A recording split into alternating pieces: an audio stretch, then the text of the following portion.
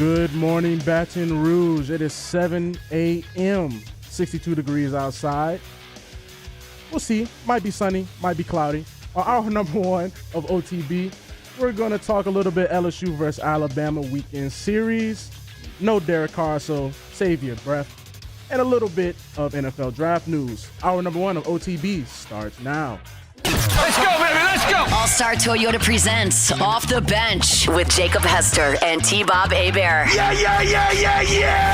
Off the Bench with Jacob Hester and T-Bob Hebert. Hey, they said I gotta come off the bench. Now, here's Jacob Hester and T-Bob Hebert. Welcome in Thursday edition of Off the Bench. Taylor Sharp sitting in for Jacob Hester and T-Bob Hebert. One more time. We've been with you since Monday. We got 3 hours left in our work week. We got Jordan Kitchens, Cassie Spazzali along for the ride as well. Jordan, me and Cassie are off on Friday, but if I remember correctly, someone in this room is not off tomorrow. I mean, I work on Saturday too, so I wasn't off regardless. Okay. Look, I'm working Saturday also, okay? I don't need that pity party. I'm just wondering what's it going to be like being the only guy in the building tomorrow. Well, typically I'm here on the weekends by myself, so I actually enjoy it. Like, I bring food. I ain't going to tell everything I do. I know how to think about it. But, yeah, okay. I enjoy my – yeah, the weekends are good. Like, nobody be here, so it'd be a good time. Okay, here's a little bit of advice. Don't say – I'm not going to tell everything I do because then people are going to wonder what the hell's that guy doing? No, I'm not. No, man. I just put my little show on, wait till my show comes on, have a good day. Then I leave immediately. I'm ready to go. I do appreciate how eloquently you always do the show intros. You said it might be cloudy, might be sunny. Cassie, one time, Jordan literally said, it might be cloudy, it might be sunny, it might be raining. So some sort of weather is going on outside. According to our guy, Jordan Kitchens. Cassie, how we doing this morning? I mean, pretty much the same as every morning. We all know I'm not a morning person. I'm struggling. She walks in, I don't know, around 6:30, and I said, I'm friendly. I'm like, Cassie, how are you doing this morning? She's like, I'm late. I was like, okay. It's going to be one of those It's a little mornings. different because I think we are like the only morning people, though, because we and you just be ready to go. Yeah. Well, I told her, like, I woke up this morning. I was like, all right, we're off tomorrow. We got a 3-day weekend. T-Bob's back next week. Like, we're excited. We're ready to go. I was like, let's knock it out. And then on the way to work, like, that enthusiasm quickly faded because I was like, man, I got 3 more hours. It's right there. Yeah. But I still got 3 more hours. So, look, we're gonna get through it a little bit later in the show. I want to kind of lay out everything we're doing. We are going to start with an LSU Alabama preview, of course, the 3-game series taking place tonight, tomorrow, and Saturday, as both the LSU baseball and softball teams are off on Easter Sunday. We'll get into some LSU transfer portal news, what Brian Kelly's strategy might be there, what positions of need LSU could potentially go after. We'll also talk about a position group that I don't think is talked about enough on this LSU football team that I think could be a major weapon for them in 2025. Hour number 2, we are going to have Grant Sasher on to give us his thoughts as the NFL draft's coming up next week. Hour number 3, we're going to have a little bit of fun. We're going to have our Munchie segment, as always, with Chef Michael Johnson. We're going to break down our top 5 Easter candies. We're all going to give ours. We're going to talk about our weekend plans with the Easter holiday coming up. And then we're going to close this thing out like we do every day with Ask the Bench. But right now, let's get this show started. It's time to get to work, courtesy of Tiger Labor and Staffing, where they can help take care of screening, training, payroll, and more. Now, for starters.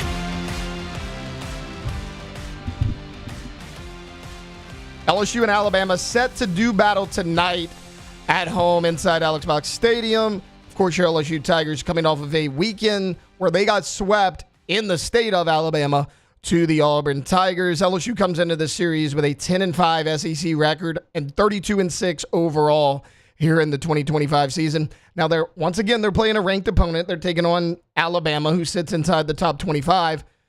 Look, this Alabama team started out really hot. They got a sweep of Texas A&M. They lose the Tennessee series, but they do take one of those games. And then they beat Oklahoma in a weekend series during that third weekend. So coming out the gate, they look pretty good. It's right where you want to be. They've lost their last 2 SEC series. They lost to Auburn, not unlike what LSU just did this last weekend.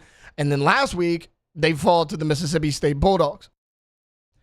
The main issue for Alabama is that they weren't able to hit the ball in those games. You go back and look at the box score of those games. I mean, it's 2 runs here, it's 3 runs here, it's 4 runs here. They've really struggled to put bat on ball, at least as of late. Speaking of struggling, we all remember Brady Neal. He spent 2 years here in Jay Johnson's program, and there was a lot of hype around him. Brady Neal has struggled to stay in this lineup at Alabama. He's batting about 210 right now. He's not an everyday player for the Crimson Tide.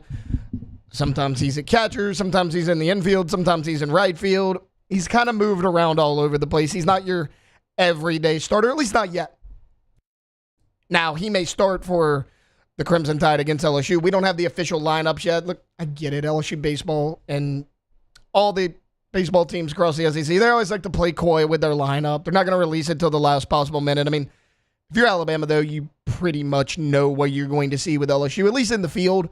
I mean, you could switch up the batting order a little bit. We saw Daniel Dickinson lead off in the midweek.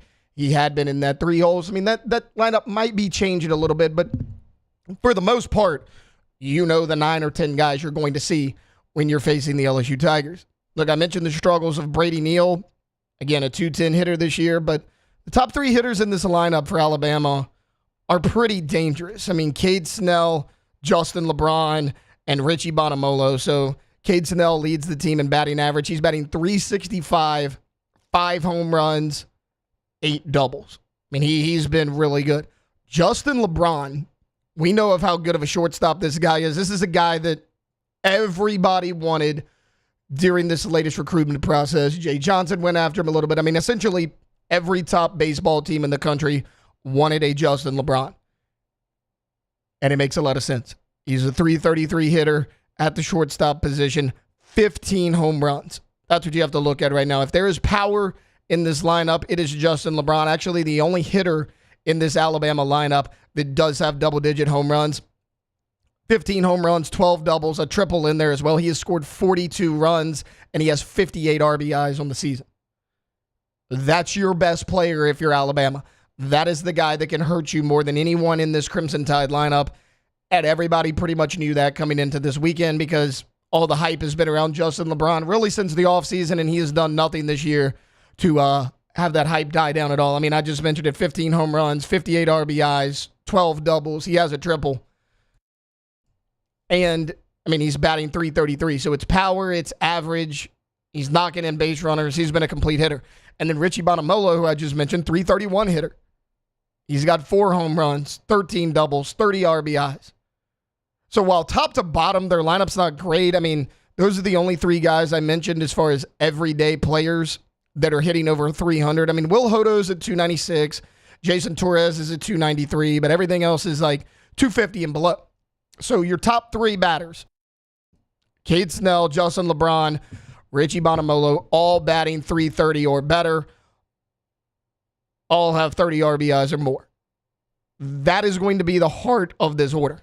If LSU can handle Snell, LeBron, and Bonamolo, which is easier said than done, I think they'll have an okay time this weekend. I like LSU in this series.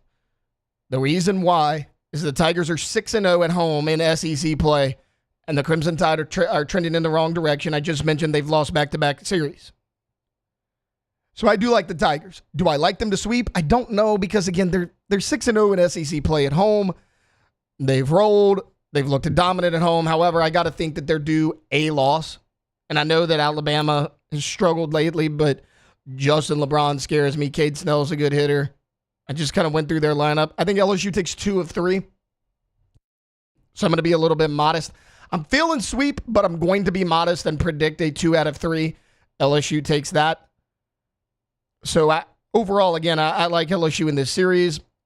I think the bats will be fine. I think they turned it on in the midweek. I think that was just a perfect storm of negative for the Tigers on the road at Auburn last weekend.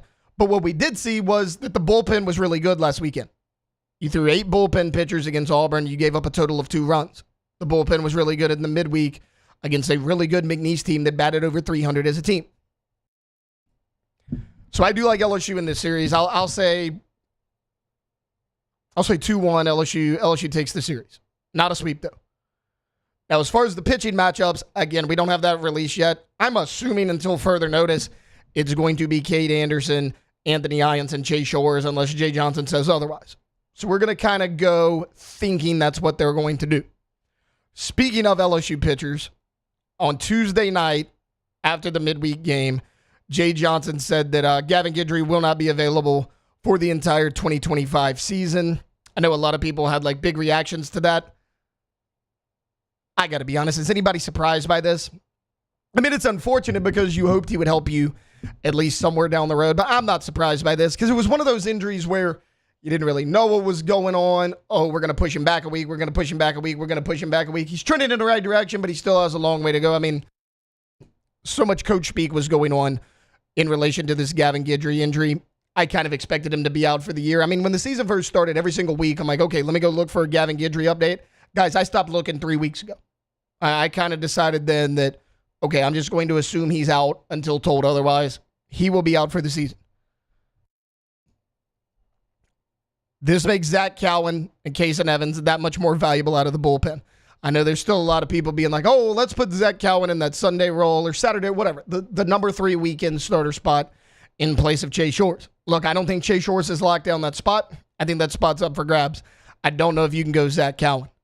He's been so valuable out of the bullpen. Kason Evans, he's kind of been that closer for you at times this year. Without a Gavin Guidry, I think you kind of have to leave both of those guys where they're at. But there are some positives to the Gavin Guidry news. One, you didn't really think you were going to have him anyways, so it's not like it's a big surprise. You also get to see what the younger guys have on this roster. Again, the bullpen stepped up in a big way this past weekend.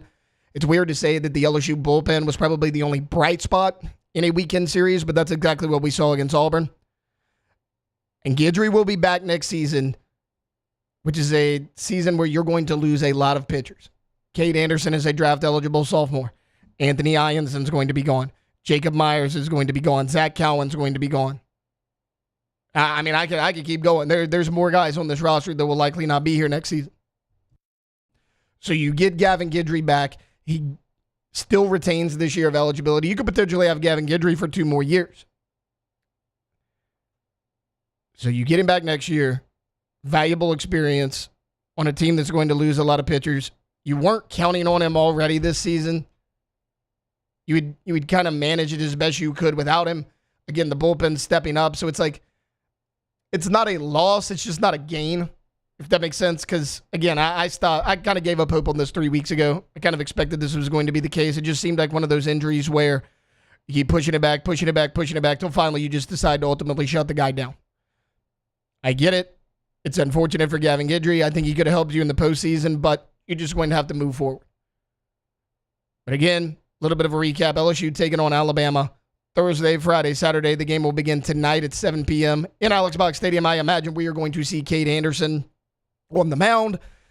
I like LSU to take 2 out of 3 of these games, get back going in the right direction in SEC play. All right, look, we're going to take a quick timeout. When we get back, Brian Kelly, he has a plan for what LSU plans on doing in the transfer portal. We'll break it all down next here on Off the Bench. Off the Bench. Go to Pelican Roofing, pelicanroof.com. Pelicanroof.com is a website where you get in touch with South Louisiana's most trusted roofing experts. Okay, the guys that have over 500, I almost threw up, 500 5-star reviews. Almost threw up a brand new freaking roof at a very affordable price with a great process from answering the phone to even the dedicated project manager on every single site to the cleanup, because that's the attention to detail, the focus on your job that you get when you work with Pelican Roof. Go to pelicanroof.com today, and you can see those reviews that we talk about. Over 500 5-star reviews. You can get everything scheduled. You can see some of the projects they've done in the Lafayette area, in the Baton Rouge area. Remember, they are in both communities, offices in both locations, Lafayette and Baton Rouge. Go to the website today, pelicanroof.com. At Bayou Automotive, we believe in a sales process that puts you first. We want you to experience an easy purchase with clear pricing and great service. Let Bayou Ford and Bayou Chrysler Dodge Jeep Ram be your trusted partners in finding your perfect vehicle. The crew at Bayou Automotive is going to do right by you. Gulf Coast Office Products is a nationally recognized Savin office equipment dealer based right here in Louisiana. Over 100 employees strong, Gulf Coast has the boots on the ground to support all vertical markets, from education, engineering, legal, and finance. With the latest in office technology, from desktop to production segment units, Gulf Coast and Savin have the perfect fit for you. Call 225-756-2644. That's 756-2644 for Gulf Coast Office Products. There it is, the extra mile, on the border of expected and extraordinary, for those willing to go further, like vans customized for work or play, with safety and tech to keep you connected, supported by a 5-star sales, service, and finance team, and backed by the 1-star you know. So go the extra mile. It's never crowded, because so few have what it takes to go there. Mercedes-Benz Vans.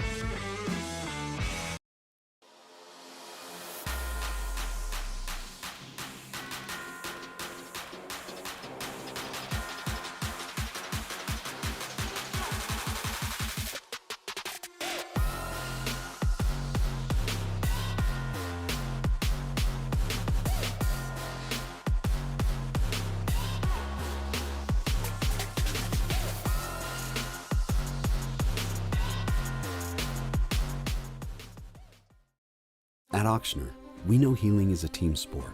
That's why we've partnered with world-renowned orthopedic surgeon Dr. James Andrews to create the Auctioner Andrews Orthopedics and Sports Medicine Institute. Whether you're a professional athlete or a weekend warrior, our team of specialists are dedicated to getting you back in the game. So whatever your reasons are for reaching your personal best, we've only got one: you. Auctioner Andrews Institute. Long live you. Family owned and community driven. Service Chevrolet Cadillac, a legacy you can trust since 1972.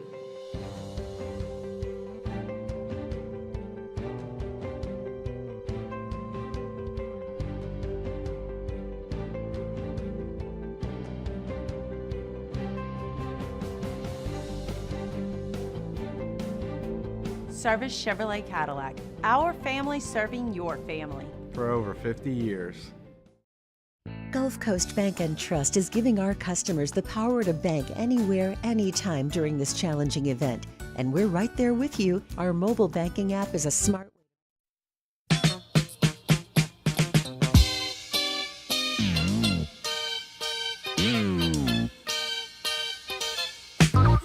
Welcome back to more sports talk with some other stuff mixed in. Off the Bench with Hester and T-Bob.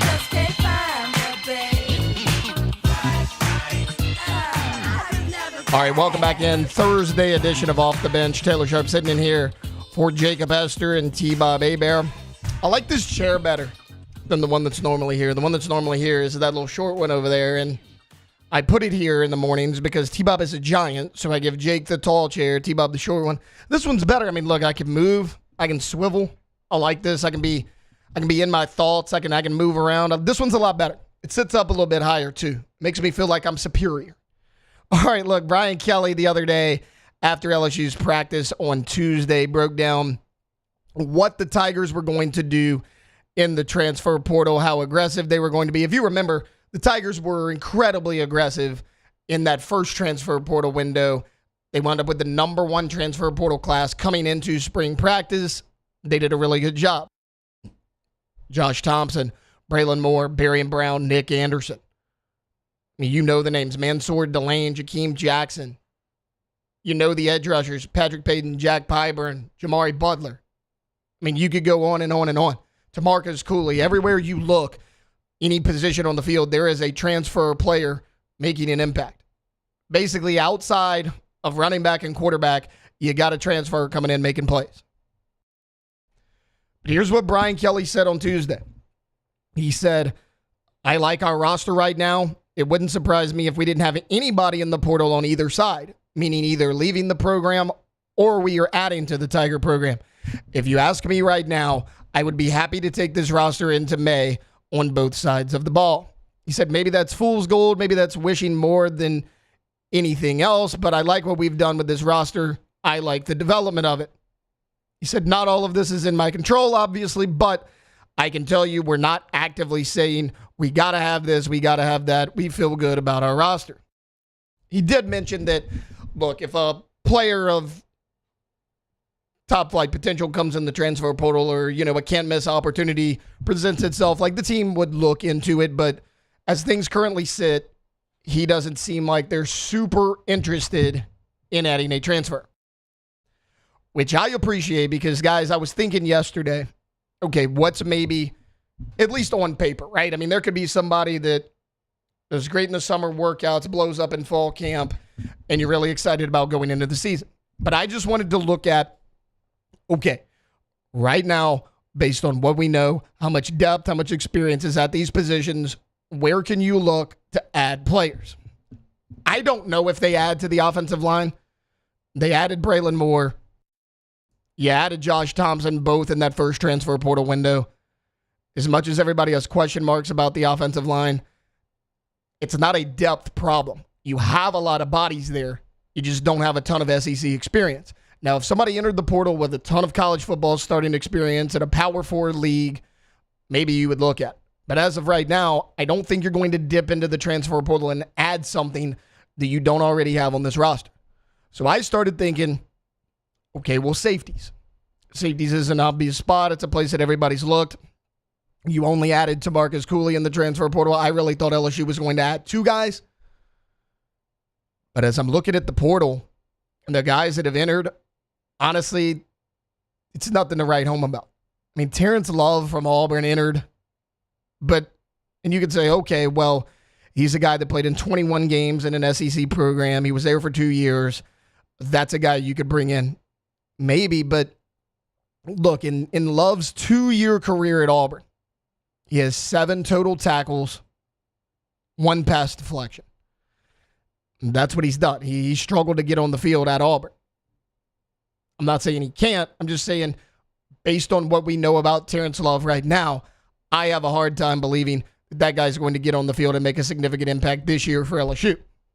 And if you're going to the transfer portal, you want an immediate impact guy. This guy here is certainly a big name. Again, he hasn't done much. Kennedy Urlacher, the Notre Dame safety, entered the transfer portal. Yes, that is the son of Hall of Fame linebacker Brian Urlacher. He was at Notre Dame last season, first year he played. He appeared in 14 games, 12 total tackles, 1 tackle for a loss, 1 pass deflection, 1 fumble recovery. So a little bit better than Terrence Love, but again, a backup safety for Notre Dame. Now, that's not necessarily a bad thing because Notre Dame had really good safeties. That defense, top to bottom, was a top 5 to 10 defense in college football, depending on where you looked. However, he has a do not contact tag on him in the transfer portal, meaning teams are not allowed to contact him. If he is interested, he will contact you. That typically means he already knows where he's going. One team that has been immediately connected to Kennedy Urlacher is USC. The former Notre Dame general manager, Chad Bowden, is there. He left to take that same position with the Trojans this offseason. He has close ties to Kennedy Urlacher. Terrence Love, Kennedy Urlacher, I mean, those are kind of the big names as far as Power 4 players that are entering this portal. And I don't think either of those guys are going to give you something that you don't already have on your current roster. What about defensive tackle? That's a position we've talked about. Look, you lose Bo Davis. Now, Jacobian Guillory is back in the fold. He did return to practice this week. That's going to help you. That's your most veteran guy. He's been on this team for a number of years. And again, just like safety, at least right now, there's not a ton to write home about at the defensive tackle spot as far as the transfer portal. Gavin Ranshaw from Coastal Carolina is kind of the only guy I was able to find that has the size and the play and experience that you might be looking for. He had an okay season last year for Coastal Carolina. Played a little bit. He's 6'3", he's 295. He'll be a junior. But I just don't think that's somebody that LSU is running to snag up. Because you heard what Brian Kelly said. I read you the quotes. Right now, we are comfortable with our roster. If something dramatically changes, we may look at it. Meaning, If somebody leaves this LSU program that they don't expect, or an unexpected name enters the transfer portal, they'll look into it and maybe change their strategy. As we sit here today, none of those things have happened yet. I don't expect Brian Kelly to do this. So as far as the LSU safety room, who do you have in there? You have Tamarcus Cooley. You have Javian Toviano. You have Deshaun Spears. In my opinion, those are clearly your top three right now. As far as guys you've heard about in spring practice, as far as guys that have college playing experience, I think Tamarcus Cooley is going to take one of those spots. I don't think you brought in that guy who is a multi-year starter in Power 4 football if you did not expect him to start. I think Tamarcus Cooley is going to take one of those spots. Now, we had Zach Nagy on recently. He was talking about being out there at practice. If you go look at the numbers from the spring scrimmage, Javian Toviano is kind of getting the most run at safety right now, which I'm good with. I mean, this was a guy that was a 4-star, 5-star, depending on which recruiting service you look at. He was a safety in high school, played a little bit of corner. When he came in here, he had to play corner out of necessity. I have said for a year and a half now, I think that safety is his more natural position. Ultimately, the coaching staff thought that as well. He has now moved back to safety full time.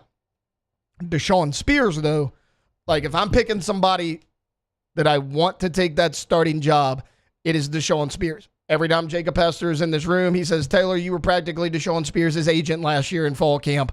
You talked about him that much. That's because he flashed that much. Look, I haven't been able to go to spring practice because it starts at 8:30 in the morning. We're on until 10. I'm going to all the fall practices. I was there last year. I was there the year before. I will be there this year. They start about 11 a.m. That gives me plenty of time to go down the road and get there. Deshaun Spears flashed. I'm not the only one that was saying that. Don't take my word for it. Take the word of every single person that was out there.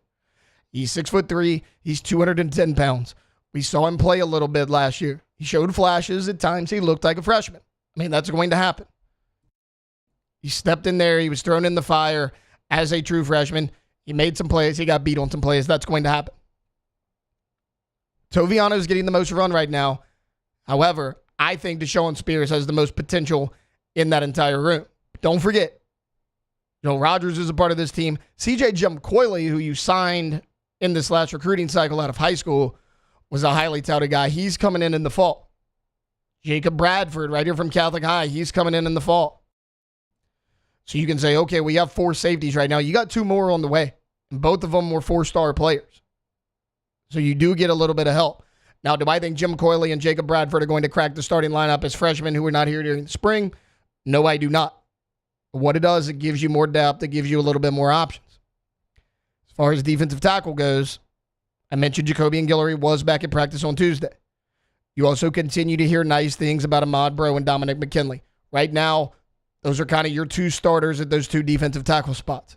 I love that because Ahmad Bro started a lot of games for you early on. And even though Dominic McKinley was a little bit raw last year, he still made plays.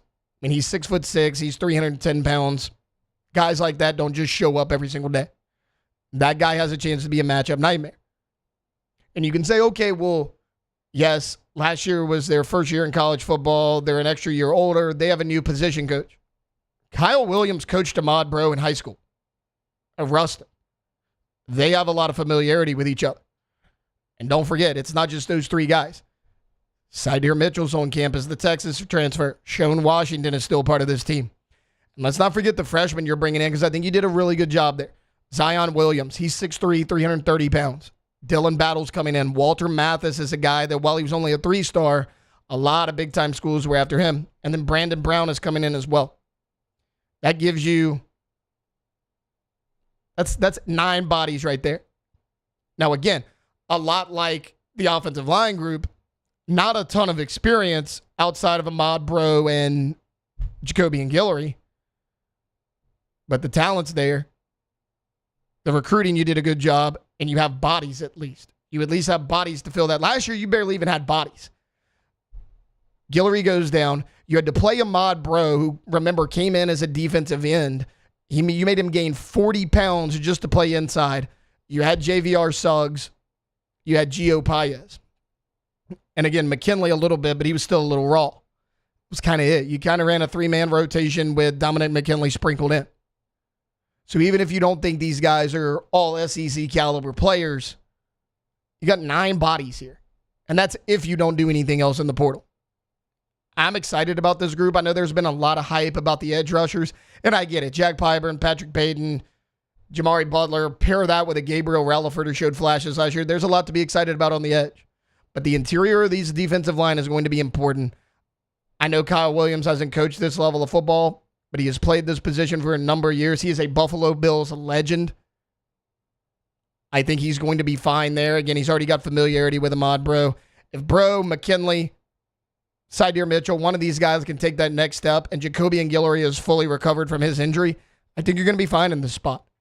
So while you can look at safety and defensive tackle and say, hey, maybe those are causes for concern, I don't think it's quite as bad as everyone's making it out to be. And at least right now, you don't have a ton of options in the transfer portal. All right, we're going to take a quick timeout. When we get back, we're going to continue our discussion on LSU football. There is a position that not a lot of people are talking about, and I think you should because I think it's a really good group that's coming up on the other side here on Off the Bench. Off the Bench. Go to coolprohvac.com. Coolprohvac.com. Go with the local HVAC experts, and I mean local, okay? Locally owned and operated. This ain't no private equity bull crap. And remember, when you work with Cool Pro, no dispatch fees. So if you are just wanting to get your system checked out before the heat kicks in, right, and make sure that you're not going to have any sort of catastrophic breakdown, don't let it stop you because, like, well, what if I call them and they come out and there's something wrong, right? Well, no dispatch fee. You don't have that concern with Cool Pro. Go to coolprohvac.com today. Yeah, one of the cool things that we talk about with them is 1-hour windows when they're coming to your home or business. How many times you've been there sitting there all day because it's 6 to 8 hour windows, and if they even show up, right, you've wasted all day waiting. That is not the case. 1 hour wait times. You can see exactly where the tech is. coolprohvac.com. You work hard every day to pursue a life you love. You put in the time, and it shows. You're forging ahead, chasing a dream, creating something better for the ones you love. You're building your own life. So why not build your own tractor? With John Deere tractors and attachments for almost any need, the Sunshine team can help you do just that. Check out our current promotions and learn more about what it means to be powered by Sunshine at sunequip.com.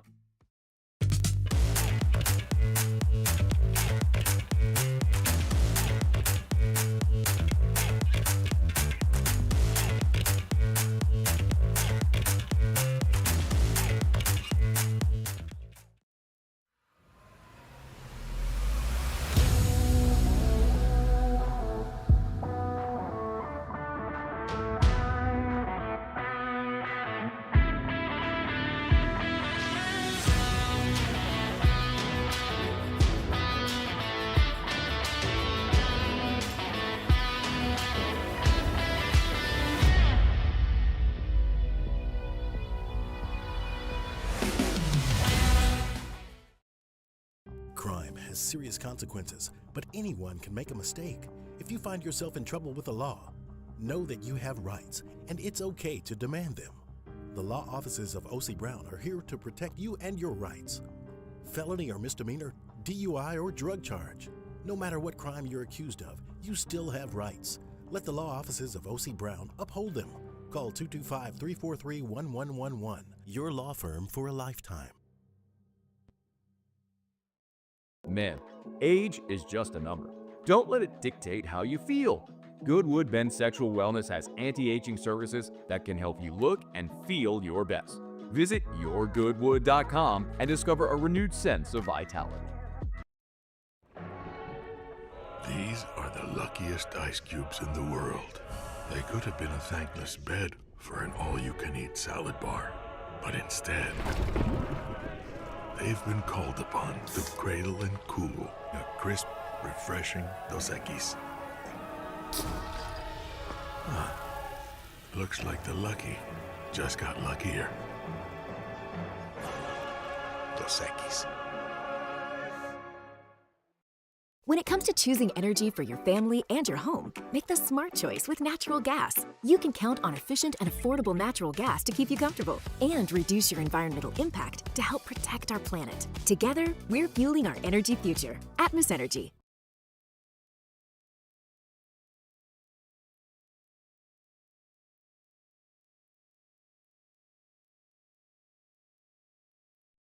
Feels like Jordan's good. Feels like maybe somebody else needs to go to yourgoodwood.com and check out what they've got for you. Check out some tea situations and different things because, I don't know, don't love the energy coming out of some people there. Yourgoodwood.com. Click to schedule your appointment today online. Yourgoodwood.com.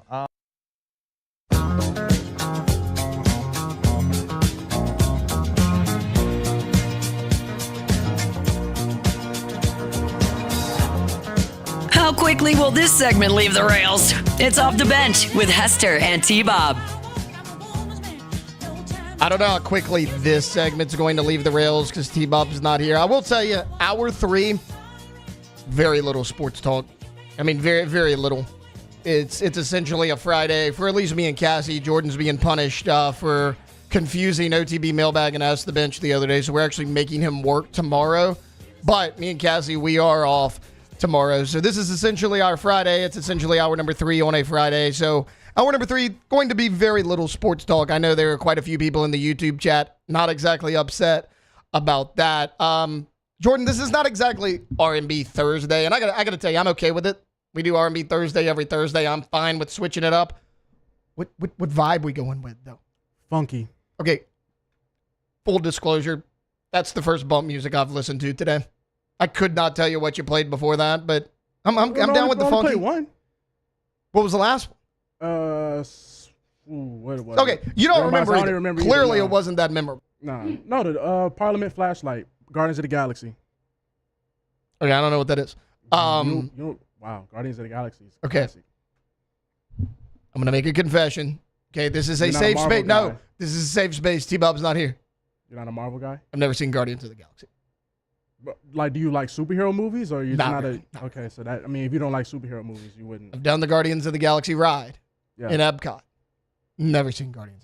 I It's have a good seen movie. pieces. Like, I know who's in it. Like, Yeah. Chris Pratt's in it. Chris Batista's Pratt's in it. There's a Batista, guy who yeah. plays a tree. I think Bradley Cooper plays a raccoon. Yes. Okay. Oh, Rocket Raccoon. Yes. Okay, see, I know who's in it. I've seen pieces. You would actually like Guardians of the Galaxy. I hear it is really good. funny. I Really hear it's good. great. Really There's good. 3 of them, right? Yeah. Yeah, see, I've never done it. Never seen them. Wow. Okay. Well, I appreciate you not like berating me and screaming that I'm an idiot. I appreciate that. I thought this was a safe space today. No, you know, I get how T-Bob and them get, but also at the same time, you know, there's a lot of movies I haven't seen, you know. Okay, It's but two Americas. That's the problem with T-Bob right there. T-Bob has seen no movie. And when I mean no movie, I mean he watches all this crap, but as far as Watches like crap. the classics go, no clue. Nah, he's seen nothing. But if it's like some obscure movie that is like a niche, he knows it. Yep. And he's gonna be like, well, why don't you know about it? Like he'll be like, Taylor, have you ever seen The Naked Gun? I'm like, Yeah. no. What? What? How You've could you never know seen The that? Naked? T-Bob, have you ever seen The Godfather? I don't even know what that is. Yeah, that's crazy. I'm like, see, like but that's that's T-Bob. That's definitely T-Bob coded. like that's where we're at. All right. Getting back into LSU football. There has been a lot of hype about the wide receiver group, and I get it. Rightfully so. I think it is by far your most talented, your most deep group on the entire team. Just look at it. Look at your returners. Your returners from a year ago, Aaron Anderson, Chris Hilton Jr., Xavier Thomas, Kyle Parker, Jelani Watkins, Kylan Billiot. I mean, there's so many guys out there. Your transfers, Nick Anderson, Barrion Brown, Dustin Hill. To me, Nick Anderson has the ability to be the wide receiver 1 on this team. Not everybody walking through that building is 6'5", 215 pounds. Nick Anderson has that. Now, he didn't play last year, but 2 years ago, he was a borderline 1,000-yard receiver. He had double-digit touchdowns in an Oklahoma offense that, with Dylan Gabriel at the helm, is not too dissimilar to what LSU did last year. You have Barrion Brown coming in, one of the fastest guys in the SEC. There was a list came out that said Barrion Brown is actually the fastest guy in college football, at least to a couple people. I kind of think it's his teammate Jelani Watkins, but it doesn't matter. You have an embarrassment of riches there. Destin Hill's coming in. Louisiana native from Florida State. He's been super injured his entire career at Florida State. Still has an injury right now. Didn't practice in that spring scrimmage, but by all accounts, Brian Kelly, other members of the coaching staff, they rave about Destin Hill. They talk about how he could be a potentially big piece to this offense. I think you did a pretty good job in high school recruiting as well.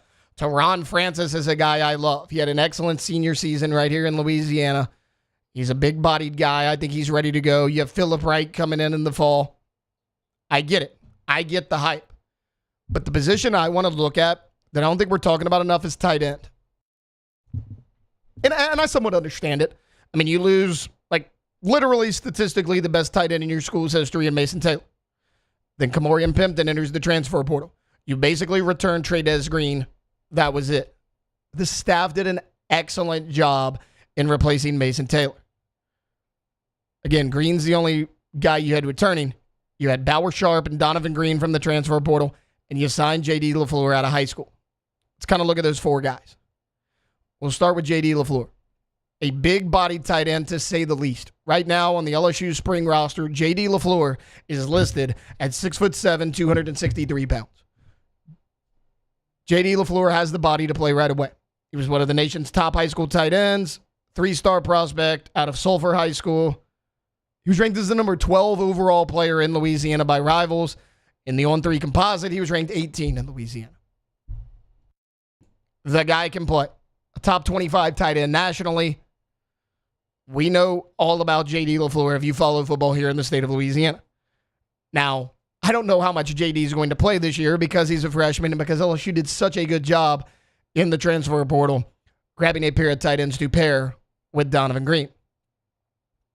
With Trey'Dez Green. Speaking of Trey'Dez Green, Donovan Green, one of the guys you brought in from the transfer portal. Another big-bodied blocking tight end from Texas A&M. Now, in 2022, under Jimbo Fisher, he was involved in this offense in the passing game. He had 22 catches, 233 yards, 2 touchdowns. Last year, under Mike Elko, they kind of changed the scheme a little bit. He falls out of favor. He played in 8 games, did not have a catch. Again, I don't think that's his fault as much as I just think it's a change in coaching staff. It's a change in scheme. Jimbo brought in this guy because he fit what Jimbo Fisher wanted to do offensively, not what Mike Elko wanted to do offensively. I get why Donovan Green entered the portal. I get why he didn't play a ton. I understand that. I'm not holding that against Donovan Green. What I do know is he's a multi-year player in the SEC, and he's been productive. As far as Trey'Dez Green goes, probably one of, if not the most physically gifted player on your entire team. 6'7", 245 pounds, and he runs like a receiver. In 13 games last year, he had 13 receptions, 101 yards, and 4 touchdowns. And you're probably thinking to yourself, man, I thought he was more productive than that. I thought the numbers would have been a little bit more eye-popping. That's kind of pedestrian. He was playing behind Mason Taylor a lot. I mean, think about it. Mason Taylor rarely came off the field. In the bowl game against Baylor, the game that Mason Taylor did not play in, Trey'Dez Green, 6 receptions, 53 yards, 2 touchdowns. That's what Trey'Dez Green can do for you as an every down tight end. Now, I have said this all offseason long. I'm going to continue to say it until I am proven otherwise. I think Trey'Dez Green lines up more out wide as a bigger slot receiver than with his hand in the dirt on the edge of the line as that traditional tight end. And that's fine because you got a traditional tight end, and I think you went and got a dang good one. Bauer Sharp out of Oklahoma, which, first off, let's compliment Bauer Sharp. Excellent last name. I mean, I would say there's not a last name on the team better than Bauer Sharp. I can't put my finger on it. Why, man? Some about him. Well, you know, I was telling you during break. Yeah. I'm not saying this is a coincidence. I'm not saying it's not. Your tight end last year's last name was Taylor. Your tight end this year's last name is Sharp. Yeah. Maybe there's some sort of connection. But I'm not saying there's not. You cannot prove that there is not. I want to know this, though. How soon are you about to get this Bauer Sharp jersey? We've been talking about it for a while now. Oh, game 1. Game 1? Game 1. Game 1? Okay. Wait, chat, y'all hold him to this because I'm not going to be here. Y'all hold him to that. He better have that jersey. Nobody hold me to that. Nobody hold me to that. Don't do that. Okay, anyways, Bauer Sharp. I think he's been one of the biggest winners in spring practice. Everyone continues to rave about this guy. His versatility is incredible. I mentioned I think he can be that traditional tight end. He doesn't have to be. He has the athletic ability to do pretty much anything you want. You go out there to spring practices. He's taken some direct snaps, lined up in the shotgun. He's done some end arounds. He's lined up in the slot and ran slant routes. He has been everywhere. As versatile as Trey'Dez Green is, Bauer Sharp's pretty versatile as well. If you remember, this is a guy that came into college as a quarterback. The trick play that everyone likes to laugh at with the tight end throwing the pass for Oklahoma that was picked off, that was Bauer Sharp. Sure, he's not going to throw any passes for you. Let's hope not, but that's the kind of athlete he is. He came into high school as a quarterback. You transitioned him into tight end. He can run. He can catch. He's got the body to be a blocker. I think he's a matchup problem because, again, similar to Trey'Dez Green, you can kind of line him up anywhere. He was Oklahoma's leading receiver last year. 42 catches, 324 yards, 2 touchdowns. Donovan Green, he's going to have a role on this team. J.D. LaFleur, I think, can be built into a really solid tight end one day in his LSU career. But as far as 2025 goes, the combination of Bauer Sharp and Trey'Dez Green, I think that could be one of the best tight end duos, not just in the SEC, but in the entire country. I think this tight end room, the most underrated group on the entire team. I'm very excited to see how they use it. I think you're going to see a lot of times where Bauer Sharp and Trey'Dez Green are on the field at the same time. I think they should be because I think they're both versatile and I think they are both matchup nightmares. We talk about how you're better at wide receiver than you were a year ago, as hard as that is to believe. You can't replace Mason Taylor, but depth-wise, top to bottom, this tight end room is probably better than it was a year ago. Mason Taylor's great, but behind him, you had a freshman in Trey'Dez Green who was still kind of learning the position, and you had Kamorian Pimpton who struggled to block, who ultimately entered the transfer portal. You have Bauer Sharp, Trey'Dez Green, Donovan Green, J.D. LaFleur, all guys that can do a lot of things for you. They can catch the ball, they can block. Can you turn Trey'Dez into that more traditional tight end? I don't know, but I got to be honest, I don't think you need to. I think with Donovan Green, Bauer Sharp, J.D. LaFleur, you got enough big-bodied tight ends that can block. Let Trey'Dez Green go stand out there in the slot on the edge, be a matchup nightmare, throw him the ball, let him do his thing. Either way, whichever tight end does ultimately emerge in this room, I still think it's going to be a mixture. I think this might be the most underrated room on the entire team. All right, we're going to take a quick timeout. When we get back, closing out hour number 1 next here on Off the Bench. Off the Bench.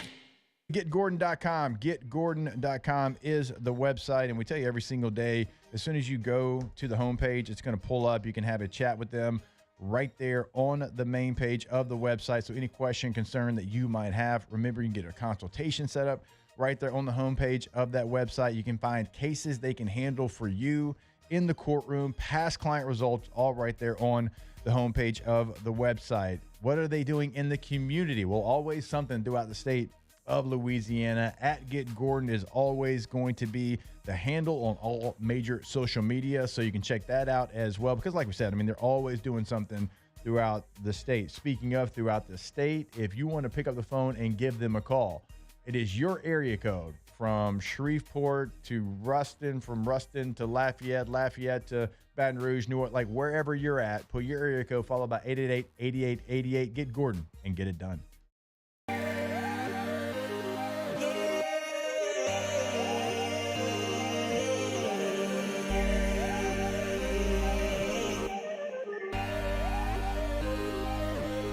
You gotta believe in a dream.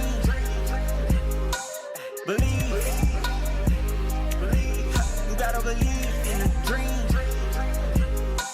Believe. You gotta believe. My whole team on wild.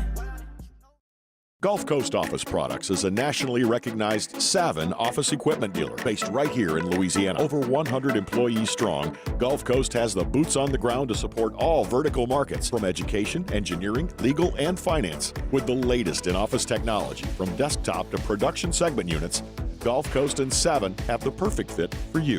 Call 225-756-2644. That's 756-2644 for Gulf Coast Office Products.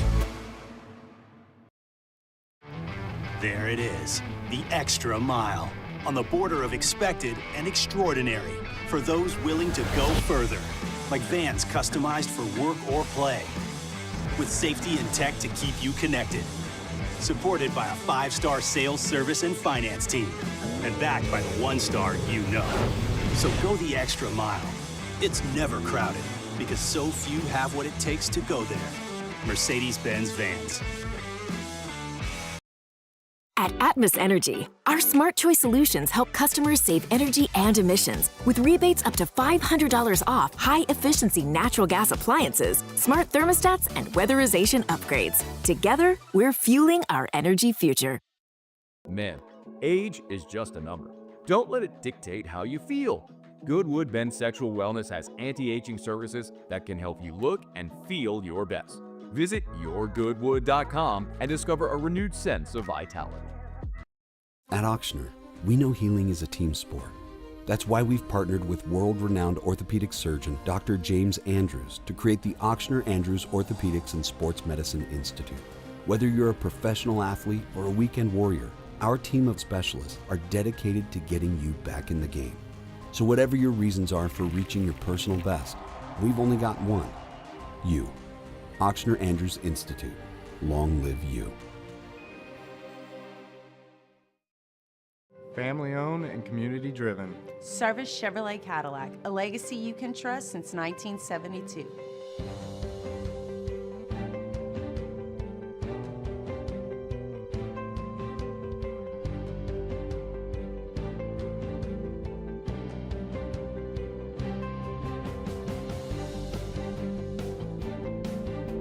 Service Chevrolet.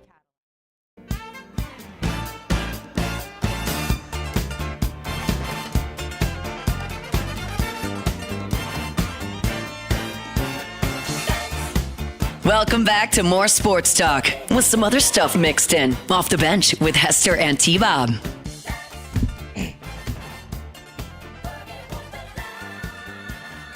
Okay, I'm liking the bum music, Jordan.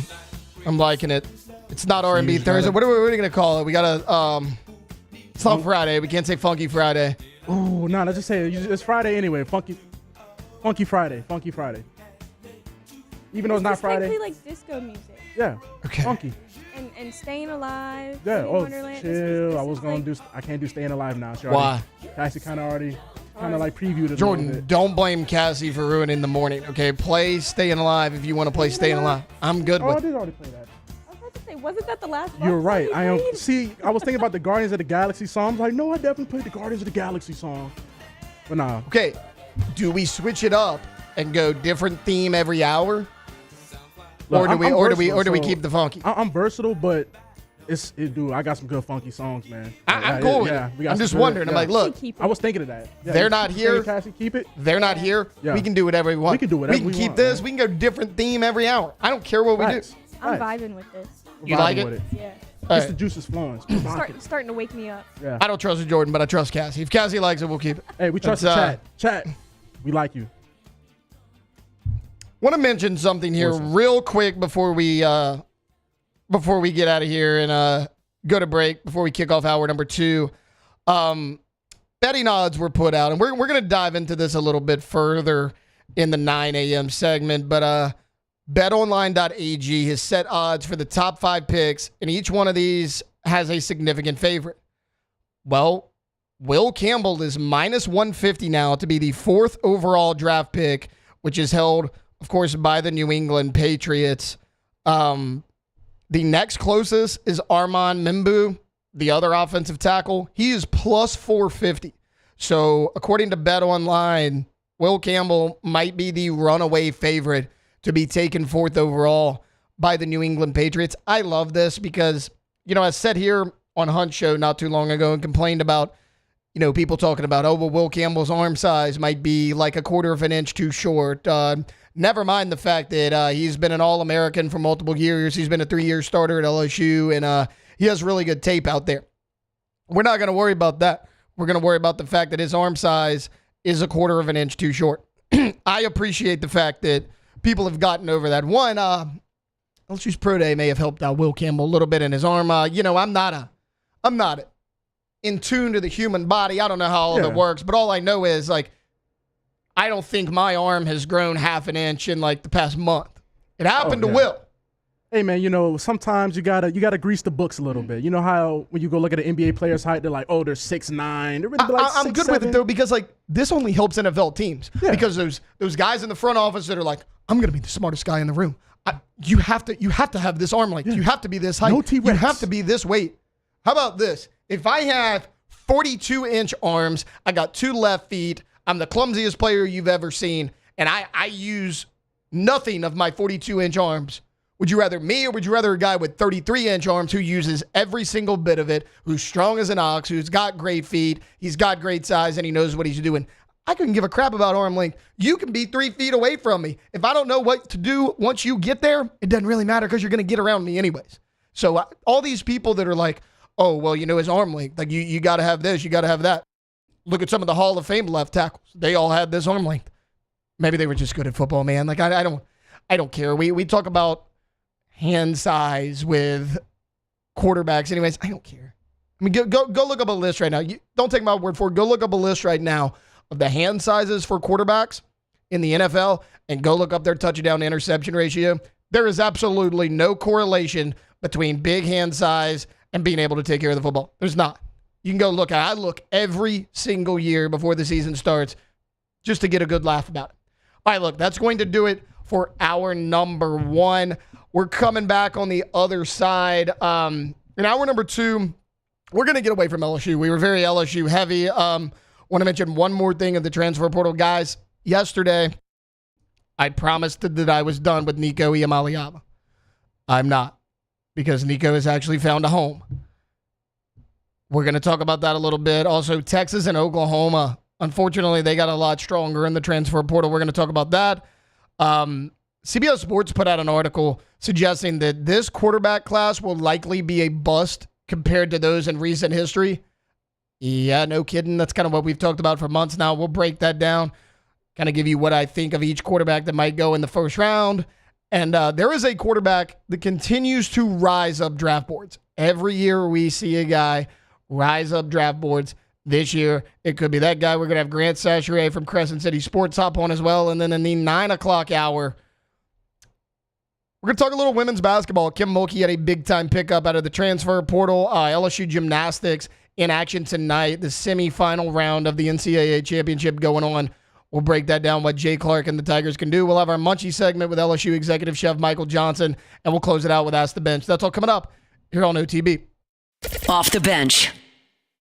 At Bayou Automotive, we believe in a sales process that puts you first. We want you to experience an easy purchase with clear pricing and great service. Let Bayou Ford and Bayou Chrysler Dodge Jeep Ram be your trusted partners in finding your perfect vehicle. The crew at Bayou Automotive is going to do right by you.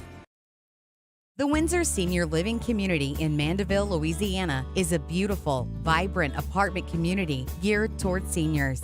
They are nestled right in the heart of Mandeville, where seniors live a more carefree lifestyle in spacious apartments with the peace of mind that comes from having a little extra help. Call the Windsor at 985-624-8040 to schedule a lunch and tour. Come see how the Windsor can be your passport to peace of mind. These are the luckiest ice cubes in the world. They could have been a thankless bed for an all-you-can-eat salad bar.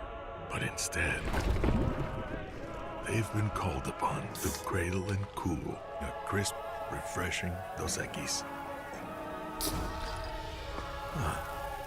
Looks like the lucky just got luckier. Dos Equis. There it is, the extra mile.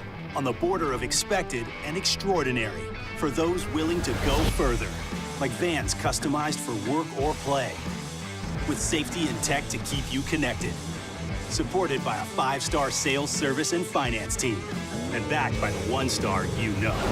So go the extra mile. It's never crowded because so few have what it takes to go there. Mercedes-Benz Vans. Gulf Coast Office Products is a nationally recognized Savin office equipment dealer based right here in Louisiana. Over 100 employees strong, Gulf Coast has the boots on the ground to support all vertical markets, from education, engineering, legal, and finance. With the latest in office technology, from desktop to production segment units, Gulf Coast and Savin have the perfect fit for you. Call 225-756-2644. That's 756-2644 for Gulf Coast Office Products. At Auctioner, we know healing is a team sport. That's why we've partnered with world-renowned orthopedic surgeon Dr. James Andrews to create the Ochsner Andrews Orthopedics and Sports Medicine Institute. Whether you're a professional athlete or a weekend warrior, our team of specialists are dedicated to getting you back in the game. So whatever your reasons are for reaching your personal best, we've only got one. You. Ochsner Andrews Institute. Long live you. Looking for the ultimate game day experience? Come to the Queen Casino in Baton Rouge. Wall-to-wall TVs mean you'll see every touchdown in HD. Place your bets and feel the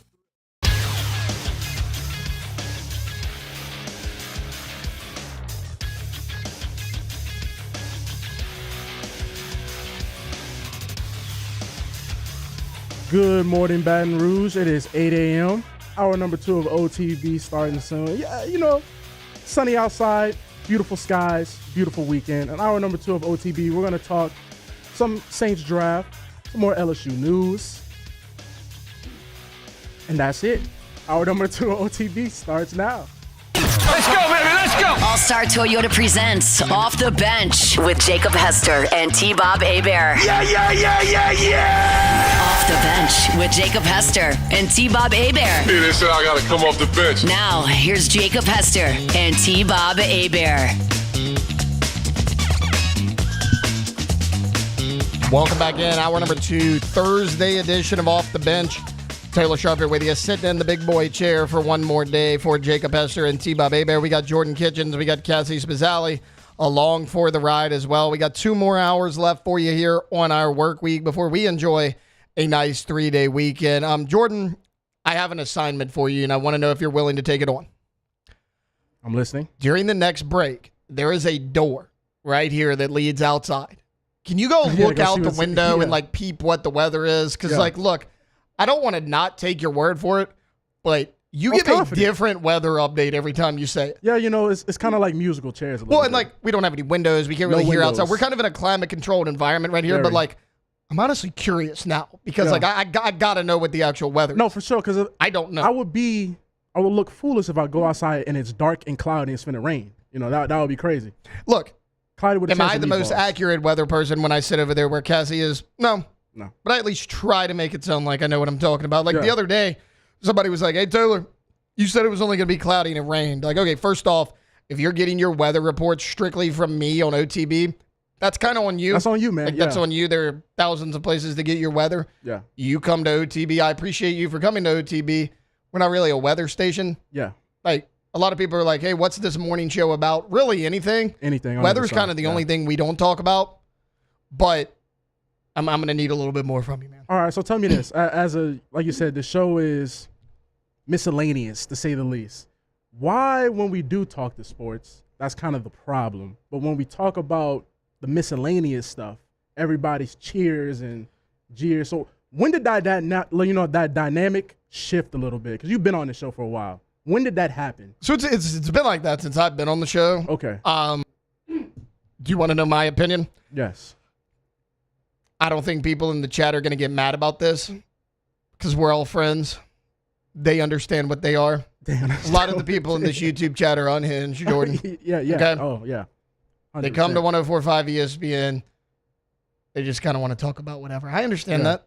I get it. See, there's a lot of people that are like, Taylor, you're probably all sports all the time. No, not really. I can tell you when it's not football season or there's not like some sort of playoff going on, I actually watch very little sports at home. Yeah. I do. As far as like NBA regular season games, like if there's a big time matchup, I'll tune in. If there's a Pelicans big time game, which there's not any big time Pelicans games, I'll tune in. But as far as like an average Major League Baseball game or something like that, no. I'm not super tuned in. I get it. Yeah. I get it. But I mean, look, I'm coming to work. We're on ESPN Baton Rouge. You know, a sports radio station. You're on a sports radio station. You got to do what you got to do sometimes. But no, I'm not super tuned in to sports all the time. And people are like, Taylor, when's your mock draft coming? Okay. Like, guys? Cassie's been here all week. Cassie, how many mock drafts have I done this week? None that I'm aware of. 0. We're not doing one today either. It's like it's just kind of a myth, Jordan. It's just something that doesn't occur. Yeah. But look, it's fine. We can talk about sports. We can not talk about. Look, hour number 3. The non-sports listeners are going to have a field day. Yes. Okay. Help them out. We're doing our Munchie segment with Michael Johnson. We're going to talk Easter candy at 9:30 and our Easter plans for this extended weekend. Yeah. And then we're doing Ask the Bench. I mean, that's hour number 3. Yeah. Like the non-sports listener, they will get their moment to shine as well. Yes. It's a show for everyone. Okay? Yes. Right now, we are going to talk some college football. Hey, guys, relax. I teased it before we took that break at the end of hour number 1. There are 2 SEC programs that got a lot better, in my opinion, in the transfer portal. First team I want to mention is the Oklahoma Sooners. They added Jaden Ott, the Cal running back. I think this is a really good signing. You look at Jaden Ott, he rushed for 897 yards and 8 touchdowns as a freshman. Then his sophomore year, that's really when he broke out.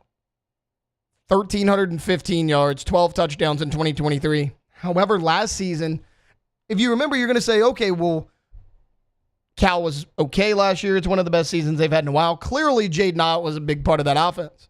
He actually wasn't. 385 yards rushing, 4 touchdowns last season, just 3.3 yards per carry.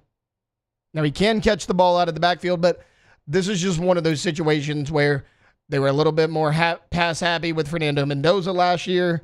He kind of fell out of favor in the offense, and they just weren't super productive in running game all around. I mean, his first 2 years at Cal, he had 5.3 yards average per carry 2 years in a row.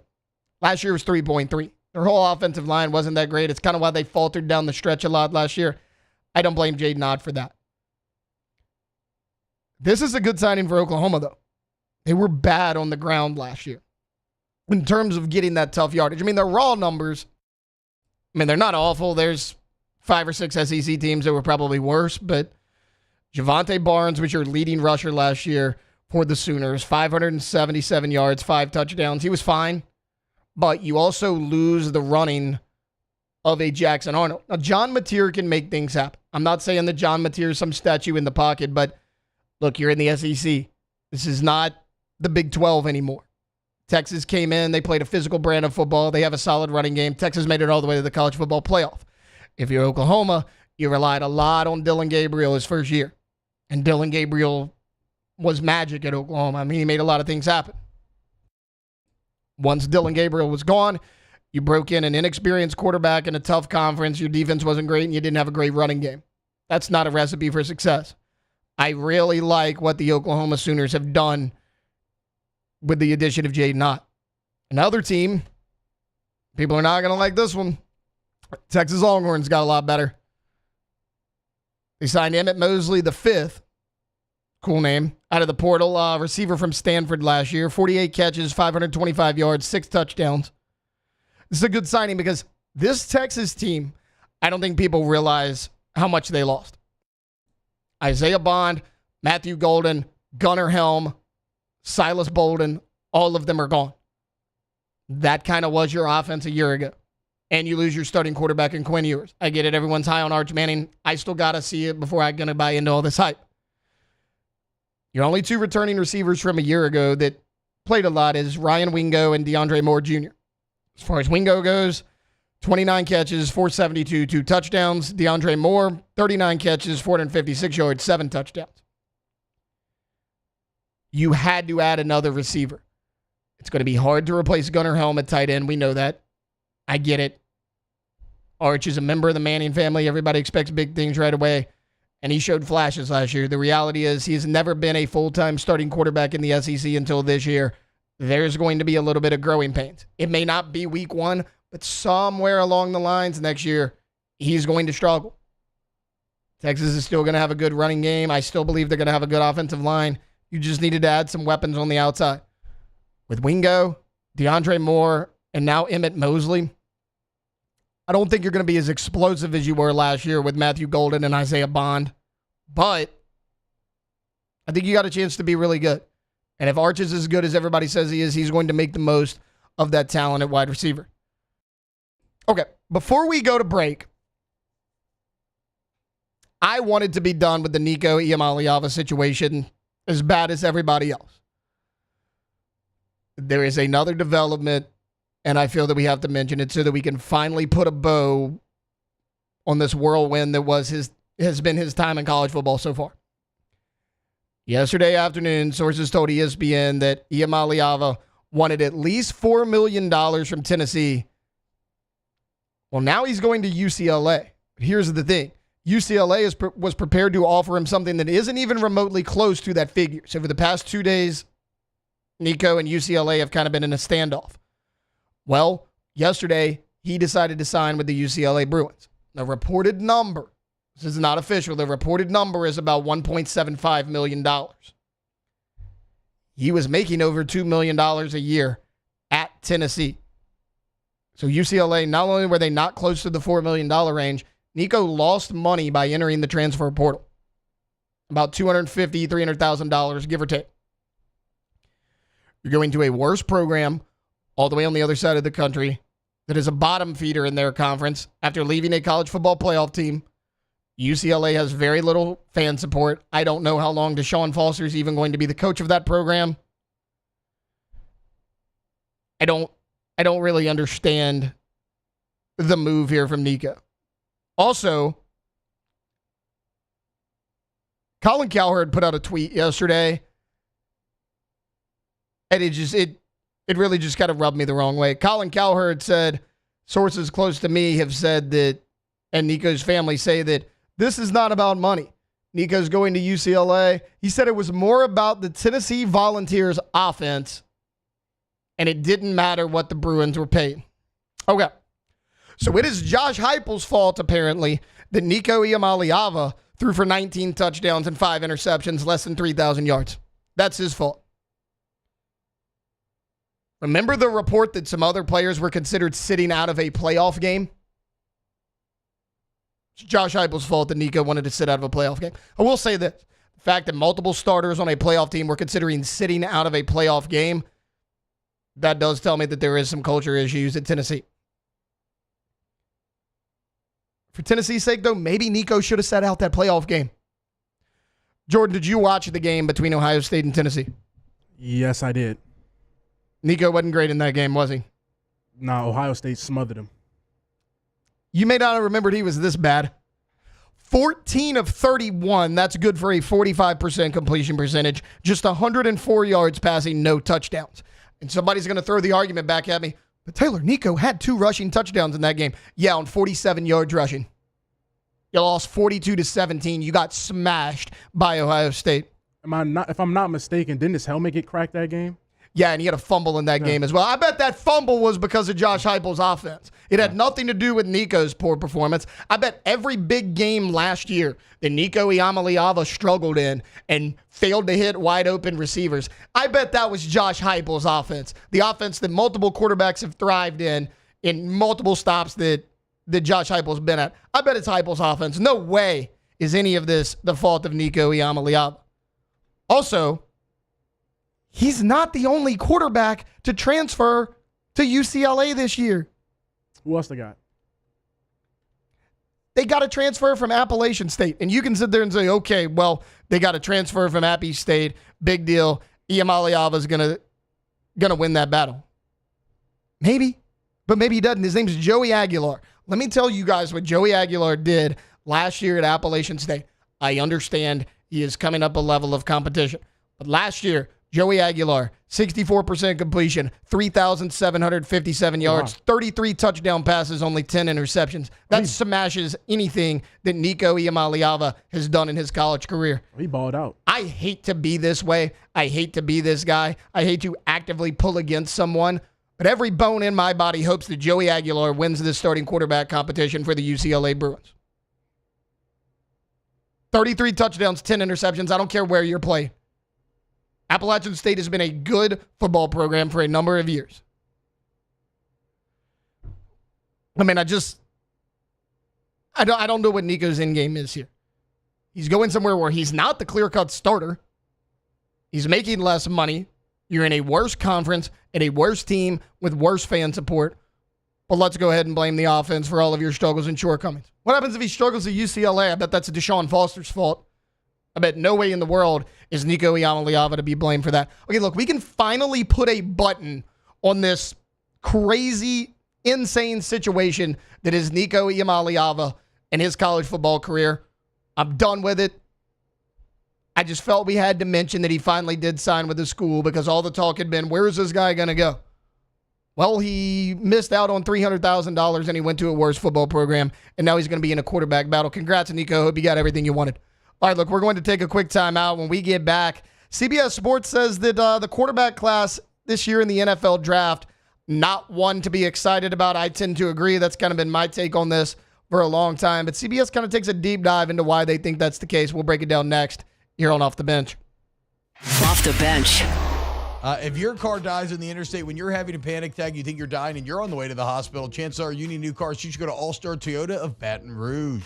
Located off Airline in Goodwood, whether you're looking for a new, used, you want to lease potentially, it's all there at All-Star. And they've got the best prices, best selection. You go to the website, you can check out the deals, or just go see them, start to work with the sales staff, okay? Because the people are what separates the culture. Over there's the absolute best. Remember, we got our buy 3 tires, get the 4th for $1 deal going down right now. Go to All-Star Toyota Baton Rouge, allstartoyotabatonrouge.com. Yeah, when you go to the website, see what they've got available for you, and that is buying new, that's leasing, and that is renting. And we tell you every day because I find it like it's one of the best things out there that whatever you buy new, you can lease and you can rent. It's just not going to be found anywhere else. Like you're going to get like one option in other places. Everything's available in the rental process over at All-Star. Go to the website today, allstartoyotabatonrouge.com. Family owned and community driven. Service Chevrolet Cadillac, a legacy you can trust since 1972.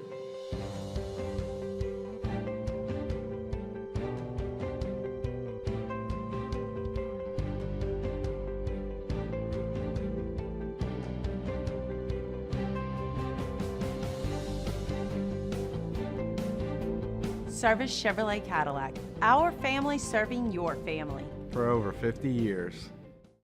Baton Rouge's home for real rock. It's Eagle 98.1. Foo Fighters. Led Zeppelin. AC/DC. Pearl Jam. And the flagship home for LSU sports. Take us anywhere with the Eagle 98.1 app. Eagle 98.1 is the rock station. ED, low T, or simply seeking to optimize your health and performance?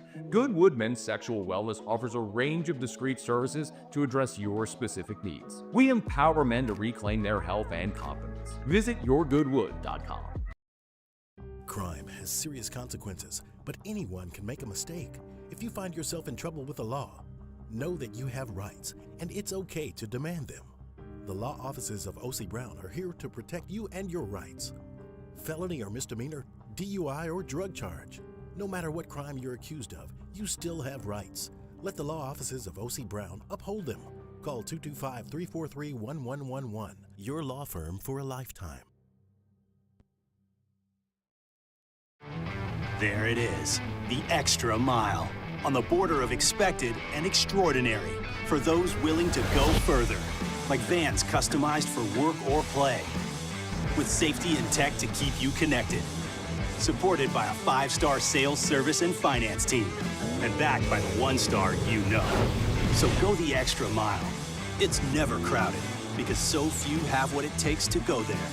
Mercedes-Benz Vans. These are the luckiest ice cubes in the world. They could have been a thankless bed for an all-you-can-eat salad bar. But instead, they've been called upon to cradle and cool a crisp, refreshing Dos Equis. Looks like the lucky just got luckier. Dos Equis.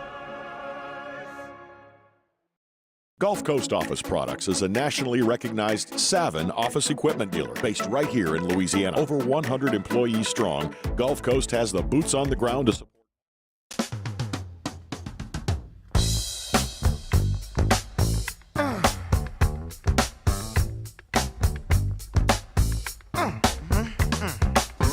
Welcome back to the best morning sports show around. Sorta. It's Off the Bench with Hester and T-Bob.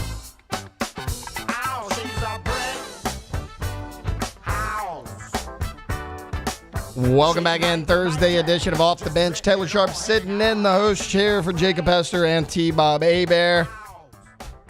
We're calling it Disco Day.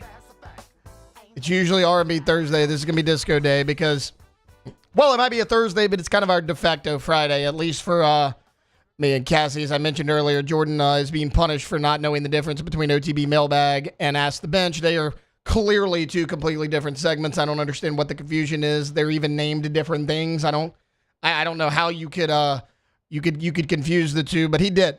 So Jordan is going to have to work Friday for live at lunch. But me and Cassie, we're off. Cassie finally gets to sleep in. She's been waking up before the sun came up for a week straight, and guys, that's just not acceptable. Okay, that's just not acceptable. She hadn't had her Chick-fil-A in over a month, and she's having to wake up at 5 a.m. I mean, what are we doing? Also, not only do you get to sleep in on Monday, you Monday, Friday. Well, Monday, but like Monday you get your Chick-fil-A also, and you get to sleep in. I'm gonna stroll in here Monday morning, Chick-fil-A in hand. I'm gonna be so happy, and I don't have to wake up early and do the morning show. I'm waiting for like an email saying, Taylor, can you cover Hunt's show? Cassie took off on Monday. And be like, you're hosting. Hunt's out next week. I forgot. Sorry, I just ruined your week. I got one more day. I got an hour and a half left today. Then we got 4 days next week. I am not hosting for Hunt next Friday. Your boy needs some time off too, guys. Okay, that's actually wait. I'm not even taking off on Friday. I'm in a wedding at like 4 o'clock on Friday, so I can't do Hunt show. Yeah, I'm not even off on Friday. I'm not off till like the end of May. I'll tell you what though, Cassie. Me, you, Musso, we got to take that Christmas vacation this year. We did every show this year. We got to take the Christmas vacation. Also, I have done a good job of not eating Chick-fil-A in front of you. Yes. Okay? Until yesterday. I didn't eat it in front of you, but I did text you, but I only texted you because I asked if you wanted a root beer. I didn't know if that was against the rules. Is it only like Chick-fil-A food, or is it anything from Chick-fil-A? I think I just gave up. Like, it's kind of really like whatever I wanted to give up. So yeah. I just kind of decided to give up Chick-fil-A. And, like, I mean, a root beer is not necessarily part of Chick-fil-A. It's really the Chick-fil-A food. I just wasn't in the mood for root beer yesterday. Okay. I know that's normally your order. Yeah. You normally have the 8-piece nuggets with the root beer. Yep. I smell it all the time. All right, look, I want to do this real quick before we go to break here. This will be a little bit of a shorter segment. CBS Sports over the weekend, or on Monday, actually put this out. They said that this quarterback class could be one that you could consider a bust. So they said there's only 4 quarterbacks ranked in the top 100 of our overall draft rankings this year, including just 2 in the top 40. It's not going to be anything like 2024. You remember in 2024, 6 quarterbacks were taken in the first 12 picks. Here are their highest rated quarterback prospects for 2025. Cam Ward, 3rd overall. Shedeur Sanders, 27th overall. These are overall prospects, not just quarterbacks. Jackson Dart, 50th. Jalen Milrose, 78th, which is just incredibly high. And Quinn Ewers, 101st. So that's it. They said it doesn't mean it lacks intrigue. The supply may be lacking, but they like the talent. They did say, though, there's a really good chance that only 2 quarterbacks will be drafted in the first round. The last time there were 2 or less quarterbacks in the first round was 2022 when Kenny Pickett went 20th overall. In the 2022 NFL draft, the only quarterback from that class that is still with the team that drafted him, keep in mind, it hadn't even been 3 seasons yet. The only quarterback from the 2022 NFL draft class that is still with their original team is Brock Purdy, who was Mr. Irrelevant. He was the very last pick in that draft. Kenny Pickett, for what it's worth, on his 3rd team now. They put out a list of the fewest quarterbacks drafted in the first round in the past 20 years. Obviously, 2022, Kenny Pickett. 2013, E.J. Manuel was the only first-round pick. 2015, you had 2. Jameis Winston, Mariota. In 2010, it was Sam Bradford, Tim Tebow. 2008, Matt Ryan, Joe Flacco. 2007, Jamarcus Russell and Brady Quinn. Of those 10 quarterbacks, only 2 got a second contract with the team that drafted them. Matt Ryan, Joe Flacco. Both of them had good careers. Matt Ryan threw for a heck of a lot of yards, made it to a Super Bowl. Joe Flacco has a Super Bowl victory. Only 2 made a Pro Bowl. Joe Flacco never made a Pro Bowl. Jameis Winston made one. Don't know when that came from. Matt Ryan made one. Half had 20 or fewer touchdown passes in their entire NFL careers, Kenny Pickett included. So you can look back on that and say, okay, well, whenever there's a quote-unquote weak quarterback class, yeah, it's normally not good news, but that doesn't necessarily mean that the quarterbacks here in the 2025 NFL draft class are bad. No, 100%. I get that. Jordan, let me ask you this question. Yep. Which quarterback in 2025, it could be one, it could be multiple, would you take in round 1? Cam Ward, Shador, Jackson Dart. You would take all 3 of them in round 1? I think all 3 would be round 1 quarterbacks. Not who you think. Who would you take in round 1? I mean, obviously I would take Cam Ward. Okay. You as a Saints fan? No, just like if you're an NFL GM, I think these quarterbacks are worthy of going in the first round. Yeah, I mean, it's because I don't have a team. I don't know what my team is looking like. But I'll definitely take all 3. I think all 3. If I was a GM, yes, those are the 3 quarterbacks I would take in round 1, yes. I'm not taking any of them. I'm not taking any of these quarterbacks round 1 if I need to quarterback. I'm just waiting until next year. I might love the 4th quarterback on next year's board better than I love Cam Ward. Look, Cam Ward is a great player. This is not Cam Ward's fault. The only thing that I worry about with Cam Ward is what big games he played in college, guys. It's not his fault. It's not his fault. But if you want to poke holes into every quarterback in this draft class, you can. Okay? Cam Ward had a really good season. 39 touchdowns, only 7 interceptions. He played in a weak conference, and it was a conference where he got to avoid Clemson and SMU. He did not play either of them. The toughest game that Cam Ward played last year in Miami was Iowa State. It was a 42-41 loss in their bowl game. Cam Ward was all right in that game. He threw for 190 yards and 3 touchdowns. He wasn't bad, but look, I just look at it. Are you going to draft that guy number 1 overall? Now, if you're the Tennessee Titans and you're desperate enough, you're going to do it. Cam Ward is a good quarterback. I'm not saying he's not. But if I am looking for a guy and I am not absolutely desperate for a quarterback, I might wait 1 more year. Cam Ward, though, far and away to me, the best quarterback in this class, at least when you're looking at negatives. Not a ton of negatives. Again, this is not Cam Ward's fault. I just look at the ACC was bad outside of SMU and Clemson. He didn't play either one of those teams. And his team still lost 3 games last year. That's what I'm looking at. As far as Shador Sanders goes, he didn't play in a ton of big games either. However, I have a big concern about the sacks that Shador took. I get it. His offensive line wasn't good. He took 52 sacks. 40 of them, he held the ball 4 seconds or longer. It's weird. He almost holds the ball like a Manziel or a Kyler Murray or somebody that's back there running around, except take away the ability to run. Now, I have heard the argument, is Shador holding on to the ball that long because he has trouble processing and trouble reading defenses? Or is he holding on to the ball that long because he doesn't feel like he has to get rid of it because he feels like he can get away with it in college? I understand that. That's a perfectly acceptable argument to make. The only problem with that argument is he's not getting away with it. He was sacked 52 times. He's not getting away with holding the ball that long. So you can say, okay, well, he can get away with it in college, can he? I mean, Shador Sanders was 13-12 as a starting quarterback at Colorado.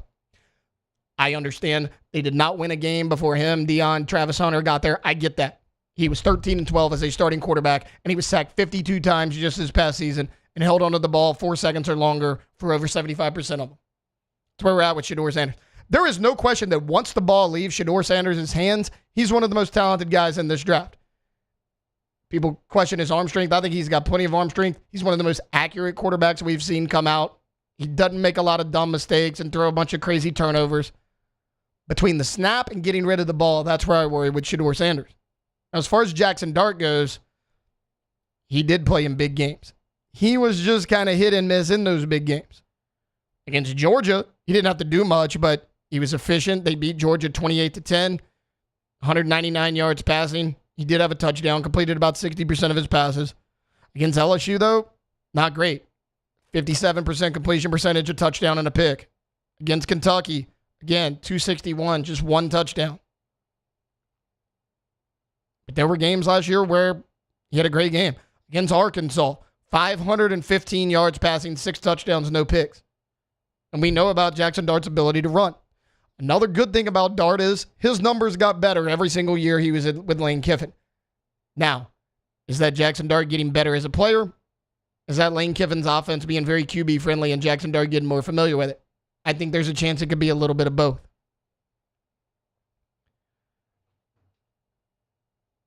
I'm not saying don't take these guys. What I'm saying is if you're not absolutely quarterback starved and you don't absolutely need a guy, you don't have to. This mainly applies to the Saints with Shedeur Sanders.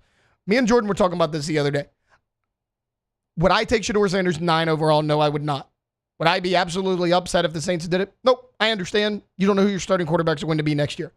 My only point is don't panic draft. Don't draft Shedeur Sanders or Dart or Cam Ward's not going to be there, but whoever. Whichever quarterback you like the best. Don't draft them at number 9 overall because you feel like you have to. At number 9 overall, if you want to draft a quarterback, draft him because you actually think it's the quarterback of the future. I don't know if Shedeur Sanders is. I think he can become that. I don't know if he's ready. I don't know if Jackson Dart's ready to step in and be a starter year one. Problem is, if the Saints draft Shedeur 9 overall, he's probably going to have to be the starter year one. What is that going to look like? The good news is he would play under Kellen Moore, who has had success with Justin Herbert, Dak Prescott, Jalen Hurts. All 3 pretty different style quarterbacks. Herbert runs a little bit. Dak doesn't run much, but does have the big arm. Jalen Hurts, pretty much a run-first quarterback. He's had success with all 3 of those guys. So I think if anybody can make it work, it's Kellen Moore. But look, CBS Sports, not super high on this quarterback class. I'm not super high on him either. I like him. I think there's potential. I just don't think, as far as year one, limit your expectations on all 3 of these guys.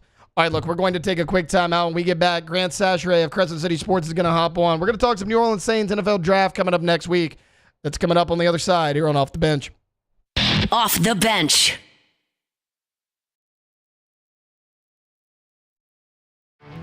There it is, the extra mile, on the border of expected and extraordinary for those willing to go further, like vans customized for work or play, with safety and tech to keep you connected, supported by a 5-star sales, service, and finance team, and backed by the 1-star you know.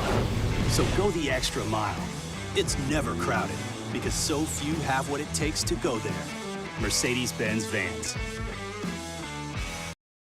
It's not just a game, it's a religion. You've got your team colors, team swag, and now your very own website, LouisianaSports.net. Everything LSU, Saints, and Pelicans. Sports on demand. In-depth coverage by sports writing pros with continuously updated news. And with the LouisianaSports.net newsletter, you get pinged directly with top trending stories. Best of all, now and always, no paywall. It's free. LouisianaSports.net, powered by 104.5 ESPN Baton Rouge. Your home for Louisiana sports. Man, age is just a number.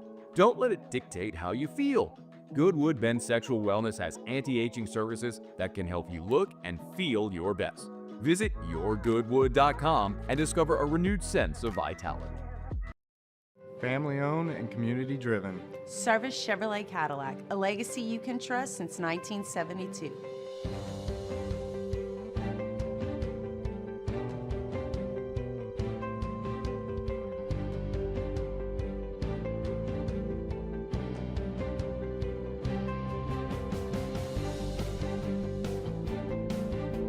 Service Chevrolet Cadillac, our family serving your family. For over 50 years. Crime has serious consequences, but anyone can make a mistake. If you find yourself in trouble with the law, know that you have rights, and it's okay to demand them. The law offices of O.C. Brown are here to protect you and your rights.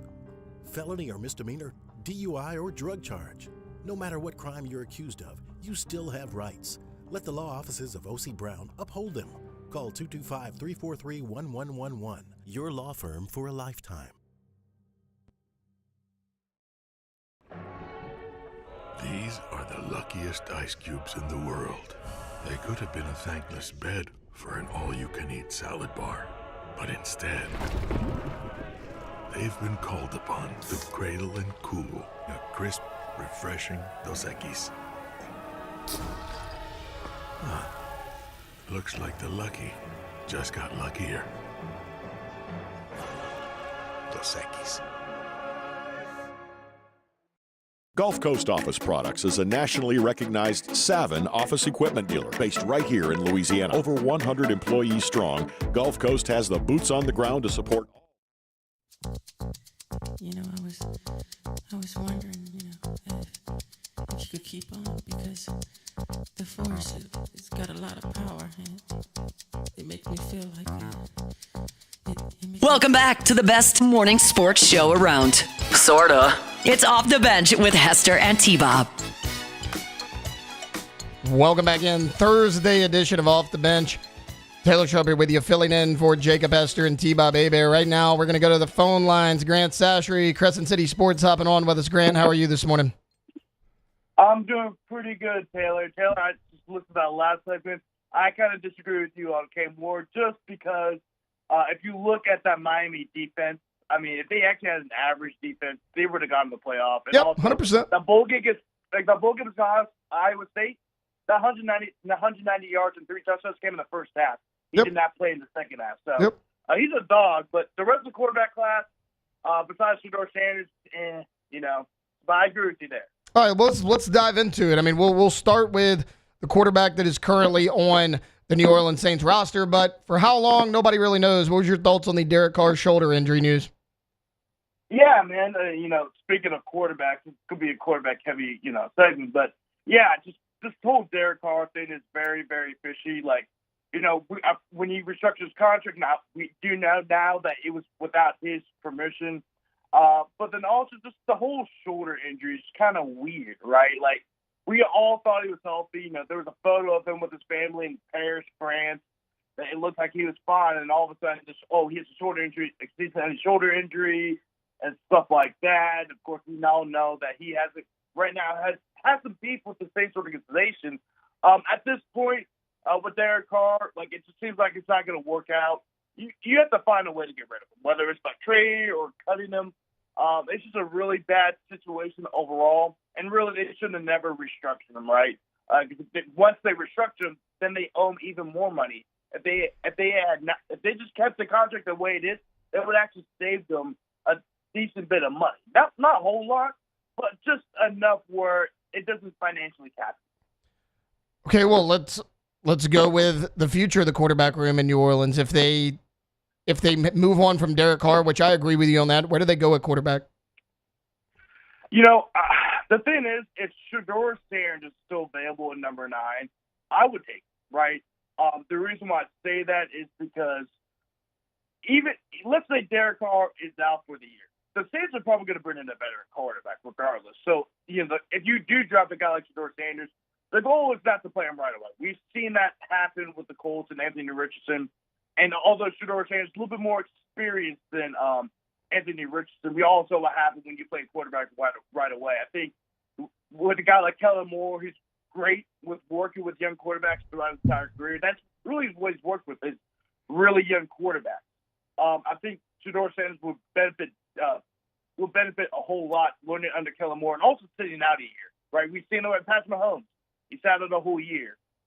We've seen that with Jalen Hurts. He didn't really become the starting quarterback till very late into his rookie season. Lamar Jackson, the same thing. I really think that Shedeur Sanders can be a guy like that for New Orleans. He can be the guy, but I think it's beneficial for him to kind of wait and see, and maybe when you bring a better quarterback, he can learn under him, because we still know that Shedeur Sanders has a lead arm. He has a good arm. We know he's a great leader and has the confidence to be the quarterback of New Orleans Saints. I think he has more confidence than Derek Carr, just the way he carries himself. But we do know, like you said in the last segment, that he takes a lot of sacks, and that's something that can be worked out under a guy like Kellen Moore. And that's a very fixable thing. That especially when you have a guy like Kellen Moore. So as far as the first round goes, Grant, like next Thursday night, is Shedeur your guy? And if the Saints decide not to go Shedeur number 9, like where do they go? The last time I appeared in your show, I mentioned how important it is that the Saints get a pass catcher. That was before we knew that Shedeur Sanders could fall to the Saints, right?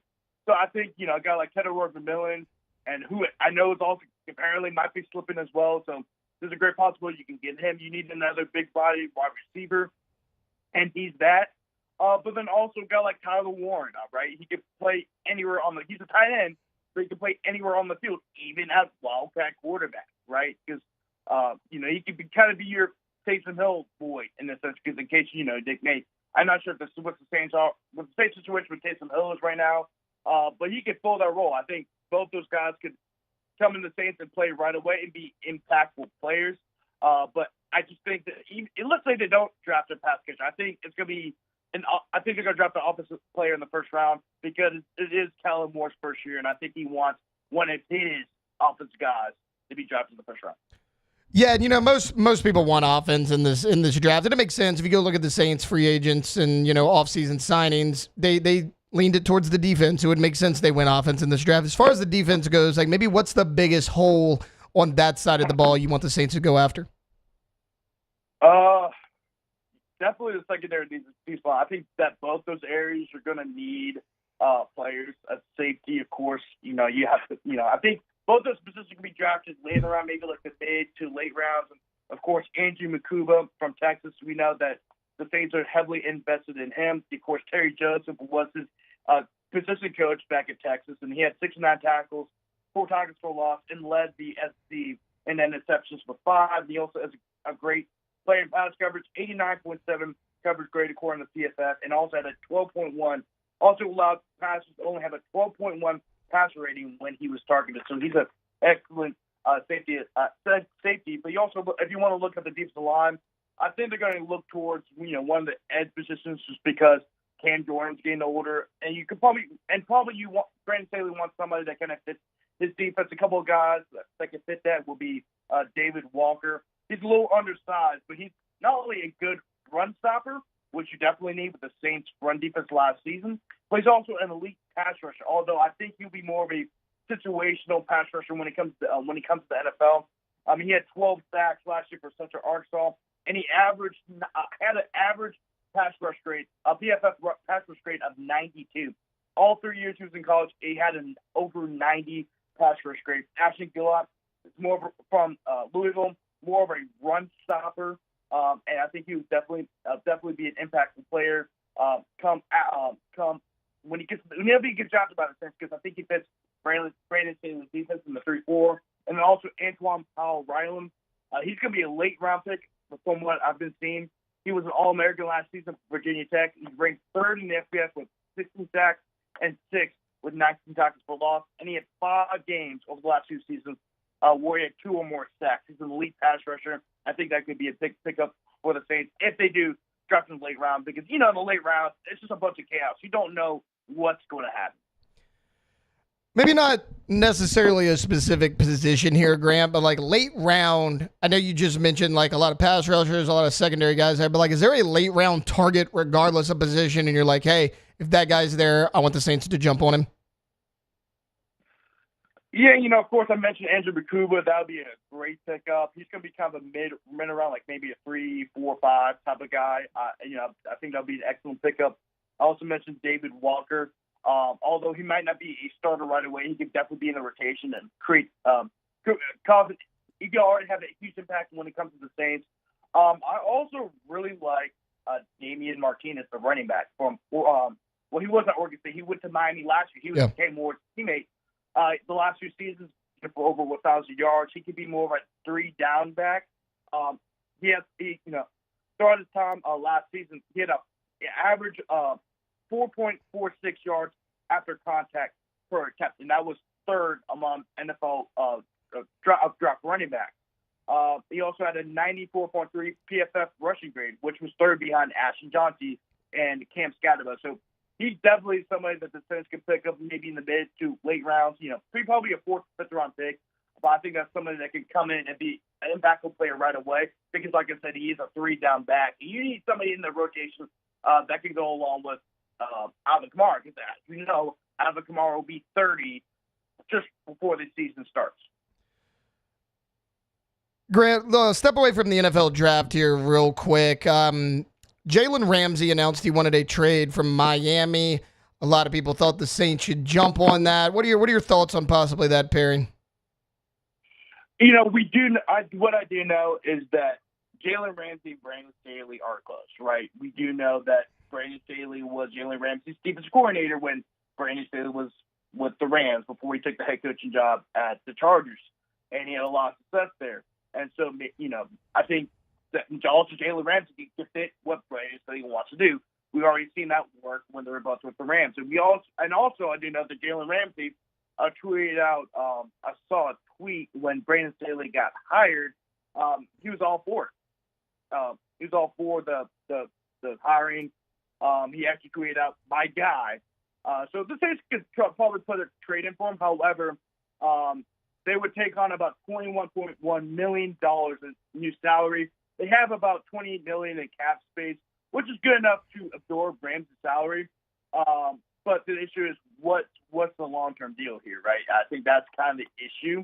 It just really depends on if Brandon Staley wants them right away, but then also what are the Saints' plans for the future. I think that we're still don't know what they're trying to do. We know Mickey Loomis wants to win now, but we're looking at essentially like you have to start rebuilding for the future. So there's a lot of caveats that go into that, but I do think that Jalen Ramsey is on the Saints to trade. I think that'd be a huge pickup, but then again, we have to think about the long term here for the Saints. Grant Sasher, Crescent City Sports. Grant, thanks for hopping on with us today. No problem. Thank you, Taylor. I'm glad to hop on. Yep, absolutely. Grant Sasher right there. Crescent City Sports. All right, we're going to take a quick timeout. The LSU gymnastics team will be in action tonight. The semifinal round of the NCAA championships coming up. We'll break that down all next here on Off the Bench. Off the Bench. Uh-oh. Speaking of baseball, spring has sprung, baseball's in the air, and the best beer to pair with this beautiful weather we've been having and this beautiful baseball we've been witnessing is Dos Equis. So next time you're at the ballpark or you're just at home watching the game, you're getting thirsty, you're wondering what you should do, you should go for Dos. That's right, baby. Getting good at that. And drink some Dos Equis in hour 3 today during the Champagne Shenanigans. Come a little Dos Equis. Dos Equis. What's a D Those word that would be with like shenanigans? We were just calling it Go for Dose last week. No, I know. I was just looking for alliteration. And it doesn't matter. Look, guys, Dos Equis delicious. Next time you get a bottle, get you a little lime, lube that neck up, sprinkle some salt, drop that lime inside, and then lick and drink to your heart's content. Go for Dos. Dos Equis. Drink responsibly. At Bayou Automotive, we believe in a sales process that puts you first. We want you to experience an easy purchase with clear pricing and great service. Let Bayou Ford and Bayou Chrysler Dodge Jeep Ram be your trusted partners in finding your perfect vehicle. The crew at Bayou Automotive is going to do right by you.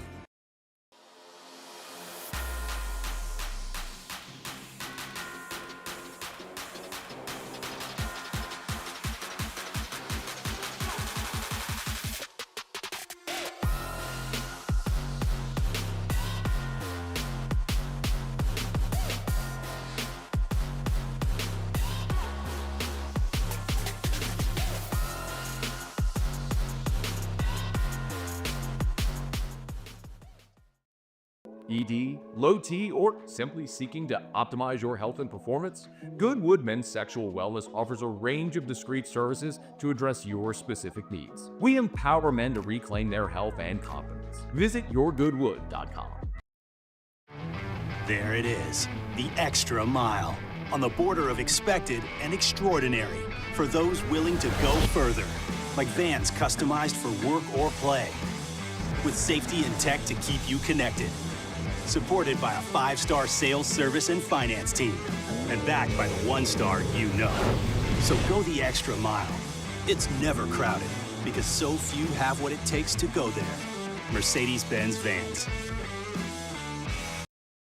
At Atmos Energy, our Smart Choice solutions help customers save energy and emissions with rebates up to $500 off high-efficiency natural gas appliances, smart thermostats, and weatherization upgrades. Together, we're fueling our energy future.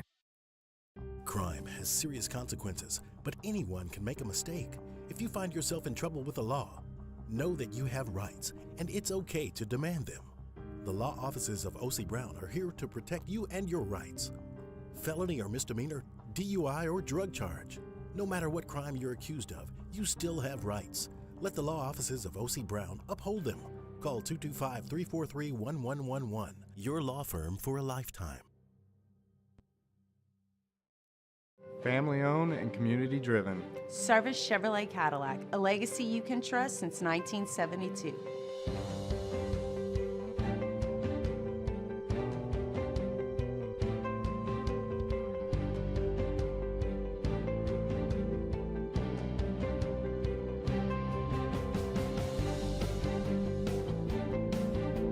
Service Chevrolet Cadillac, our family serving your family. For over 50 years.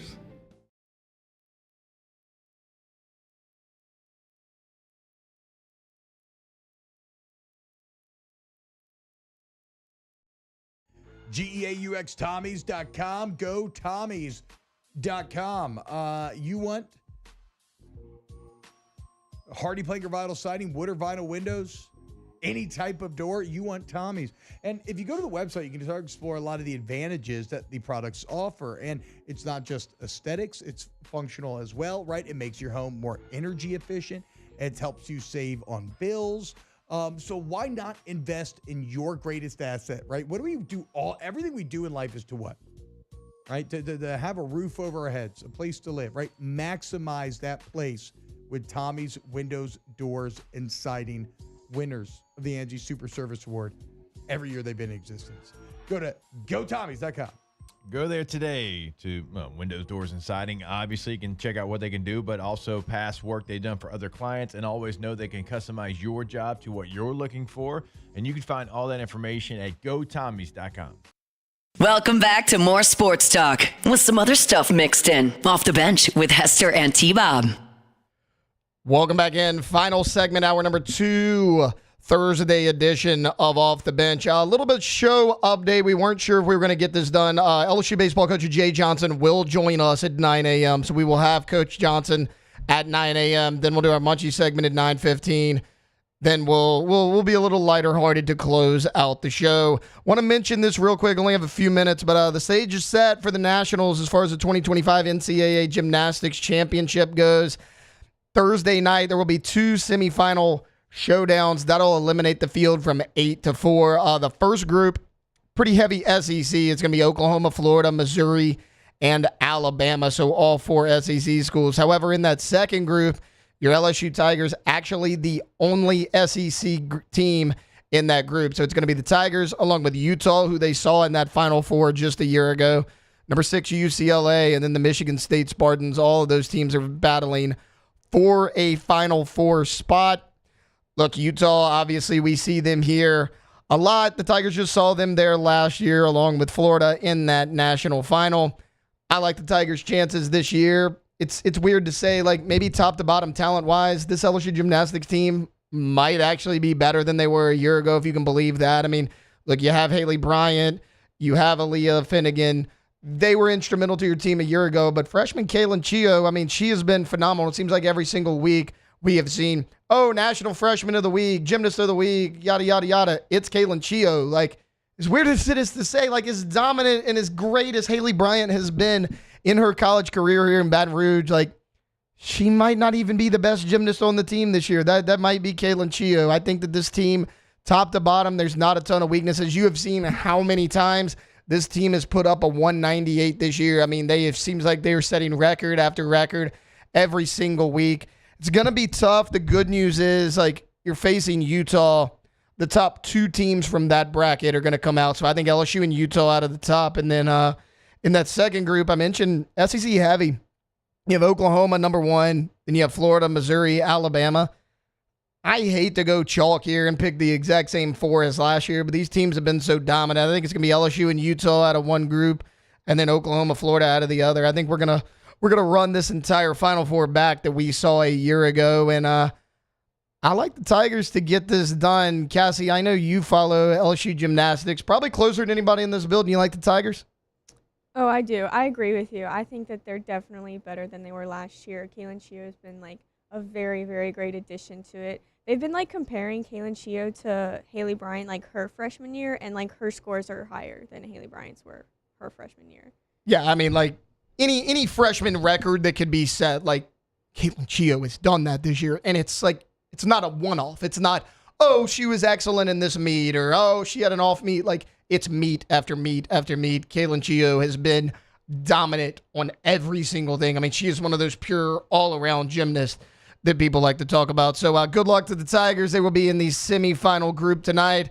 Again, that field will be cut tonight from 8 to 4, and then that Final Four for the national championship will take place on Saturday. So good luck to Jay Clark and the LSU Tigers as they try to repeat as national champions. All right, coming up in hour number 3, as I just mentioned, coming into this segment, we will have LSU head baseball coach Jay Johnson. We're going to get his thoughts on the Alabama Crimson Tide, what he needs to do to bounce back and not see a similar result from what he saw last weekend. One of everybody's favorite segment of the week, our Munchie segment with LSU Executive Chef Michael Johnson. That's coming up at 9:15. At 9:30, we're going to have a little bit of fun. We're going to talk about the most popular Easter candies. We're going to give you our favorite. Then we're going to talk about what we're all pigging out on this weekend. I know we talked about Cassie's excited. She gets Chick-fil-A on Monday, but what are we all doing for Easter Sunday? And then we're going to close this thing out like we do every day with Ask the Bench. That's all coming up. Stay tuned. 1 hour left here on this work week on OTB. Off the bench. To KTZBlinds.com, KTOZ Blinds.com. And I can't tell you enough. And actually, like during the last couple of weeks, our shade has just consistently stayed down that we have in the back of our home. And that's where the sun kind of before we got it just really ruined TV viewing during the day. You're trying to watch like a big NFL game or a big baseball game. LSU's got an early one today and you couldn't get it done. Just wasn't the same, right? You got this huge glare on the TV. Well, I didn't think putting something on the exterior of our home would change the interior of our home, but it has certainly done that. Now it's done its original job. Like Harlow loves going out to our little patio. We dropped the shade down there. She plays out there, absolutely loves it. It's not as hot, it's not bright, but it has changed the dynamic of our entire home. The house is cooler whenever we have the shade down. They'll do it for you as well. K2ZBlinds.com.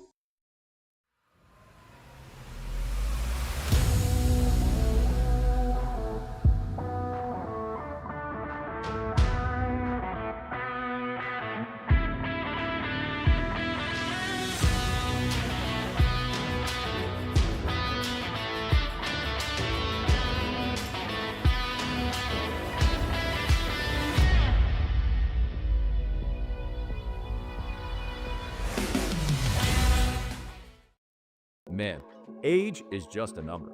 Don't let it dictate how you feel. Goodwood Men's Sexual Wellness has anti-aging services that can help you look and feel your best. Visit yourgoodwood.com and discover a renewed sense of vitality. At Bayou Automotive, we believe in a sales process that puts you first. We want you to experience an easy purchase with clear pricing and great service. Let Bayou Ford and Bayou Chrysler Dodge Jeep Ram be your trusted partners in finding your perfect vehicle. The crew at Bayou Automotive is going to do right by you. These are the luckiest ice cubes in the world. They could have been a thankless bed for an all-you-can-eat salad bar. But instead, they've been called upon to cradle and cool a crisp, refreshing Dos Equis. Looks like the lucky just got luckier. Dos Equis. Gulf Coast Office Products is a nationally recognized Savin office equipment dealer based right here in Louisiana. Over 100 employees strong, Gulf Coast has the boots on the ground to support all vertical markets, from education, engineering, legal, and finance. With the latest in office technology, from desktop to production segment units, Gulf Coast and Savin have the perfect fit for you. Call 225-756-2644. That's 756-2644 for Gulf Coast Office Products. There it is, the extra mile, on the border of expected and extraordinary, for those willing to go further, like vans customized for work or play, with safety and tech to keep you connected, supported by a 5-star sales, service, and finance team, and backed by the 1-star you know. So go the extra mile. It's never crowded, because so few have what it takes to go there. Mercedes-Benz Vans. At Auctioner, We know healing is a team sport. That's why we've partnered with world-renowned orthopedic surgeon Dr. James Andrews to create the Ochsner Andrews Orthopedics and Sports Medicine Institute. Whether you're a professional athlete or a weekend warrior, our team of specialists are dedicated to getting you back in the game. So whatever your reasons are for reaching your personal best, we've only got one. You. Ochsner Andrews Institute. Long live you. Parish Construction and Roofing. This is Coach Kim Mulkey. Go to parishbuilt.com for all of your roofing needs.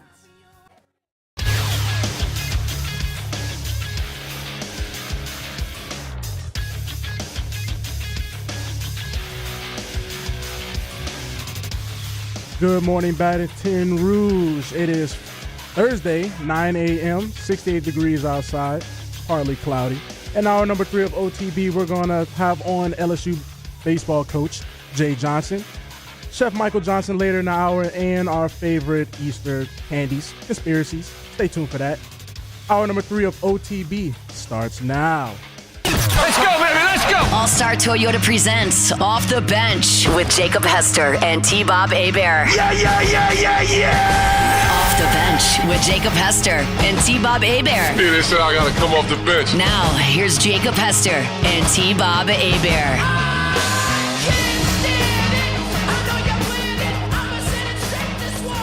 Welcome in, hour number 3, Thursday edition of Off the Bench. Taylor Sharper with you, filling in for Jacob Hester and T-Bob Hebert. Normally in the producer chair, but we're filling in for these guys one more day. Right now, we want to go out to the phone lines, bring in LSU head baseball coach Jay Johnson. Coach, we know you're a busy guy. Got that Thursday, Friday, Saturday series, so we much appreciate the time. How are you this morning? Doing great. How are you? Doing well. We're filling in for Jake and T-Bob all week long, but look, the company gave us off on a Friday, so you guys will be busy, but we'll be able to tune in to you. Coach, I want to kind of start with, well, the news that everyone has been talking about all week long, and it's the injury to Gavin Guidry. You announced that he will be shut down for 2025. Maybe kind of like what ultimately went into that decision to just go ahead and call it for 25? Yeah, we tried a lot of things. Gavin tried a lot of things. We did like 3 or 4 different rounds of treatment and medicine, which would kind of, what I would call, I guess, mask the injury or mask the pain of the injury, but was not, solving the problem. So we needed to have a small procedure. So instead of just continuing to kick it down the road, it was kind of time. We gave a great effort. He gave a great effort, really try to pitch this year. It was not in the cards.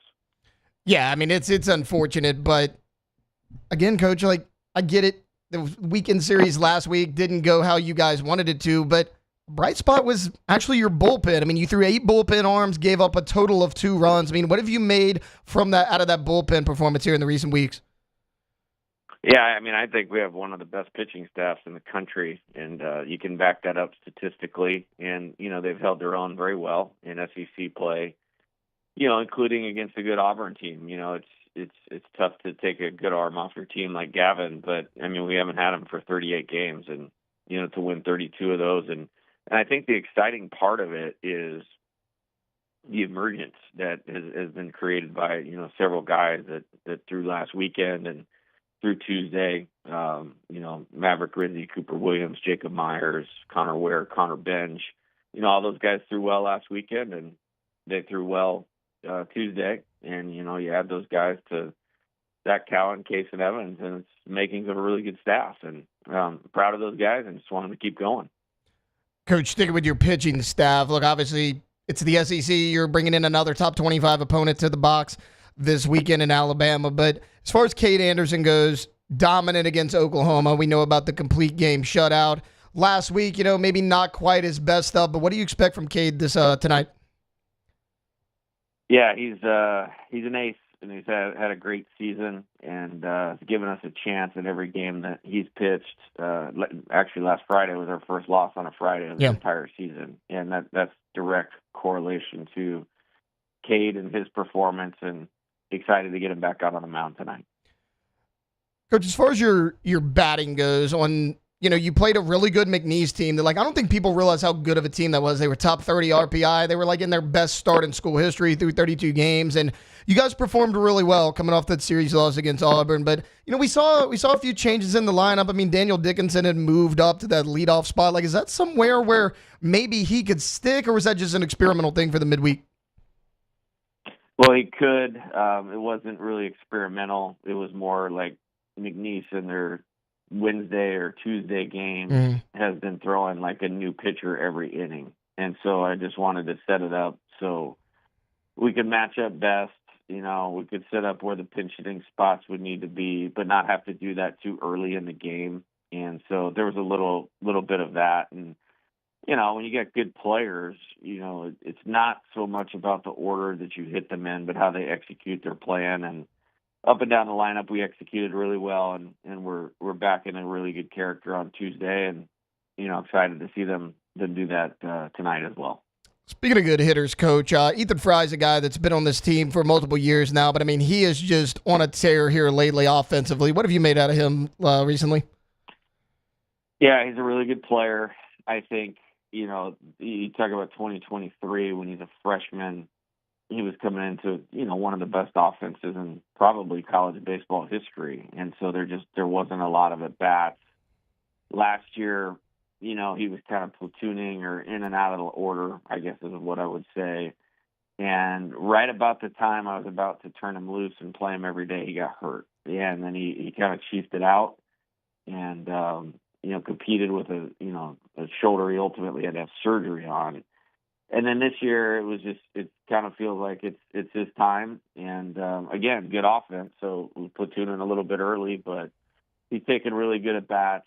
I think his example is twofold. Number one, you keep working, you're going to improve, going to get better. And you keep the right attitude about it and make it about the team. And you're always ready when your number's called on. And that's what I think of Ethan. Coach, shifting away from your lineup, your pitching staff, on to Alabama, because look, I get it. They've lost their last two series, but they performed really well so far in the SEC.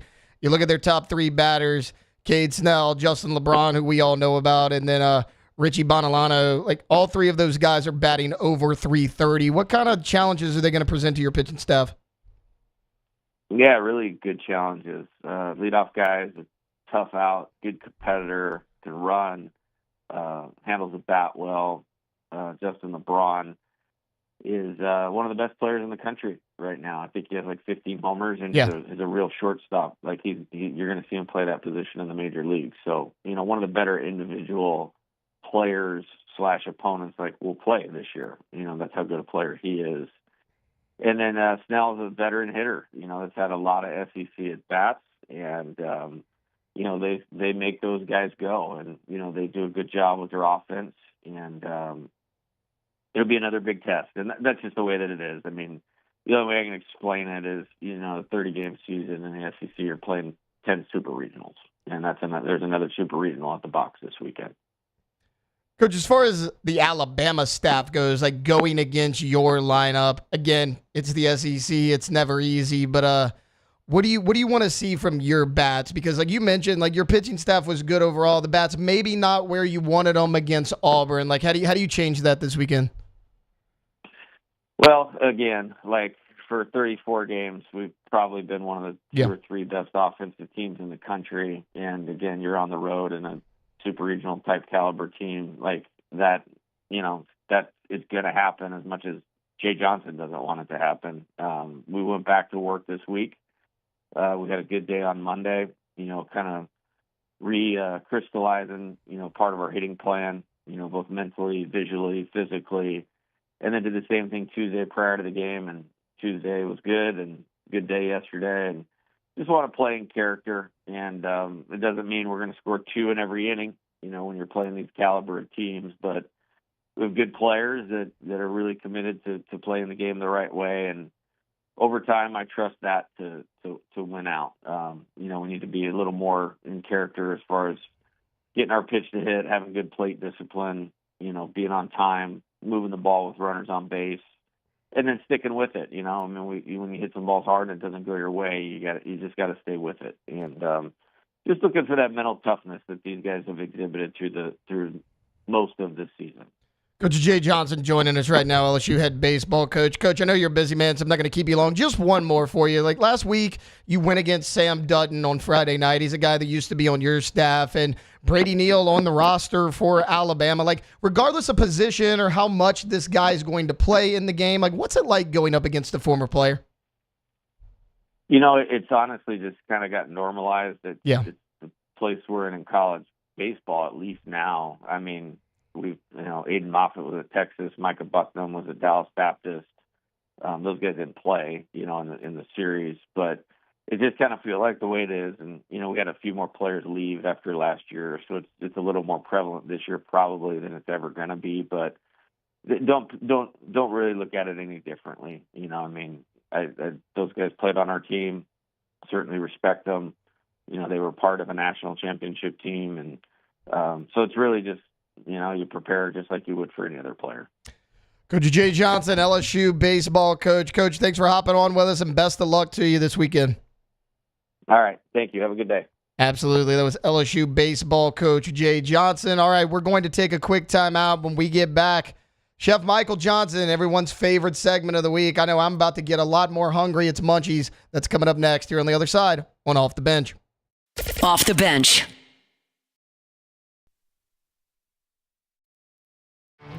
There it is, the extra mile, on the border of expected and extraordinary for those willing to go further, like vans customized for work or play, with safety and tech to keep you connected, supported by a 5-star sales, service, and finance team, and backed by the 1-star you know. So go the extra mile. It's never crowded, because so few have what it takes to go there. Mercedes-Benz Vans. These are the luckiest ice cubes in the world. They could have been a thankless bed for an all-you-can-eat salad bar. But instead, they've been called upon to cradle and cool a crisp, refreshing Dos Equis. Looks like the lucky just got luckier. Dos Equis.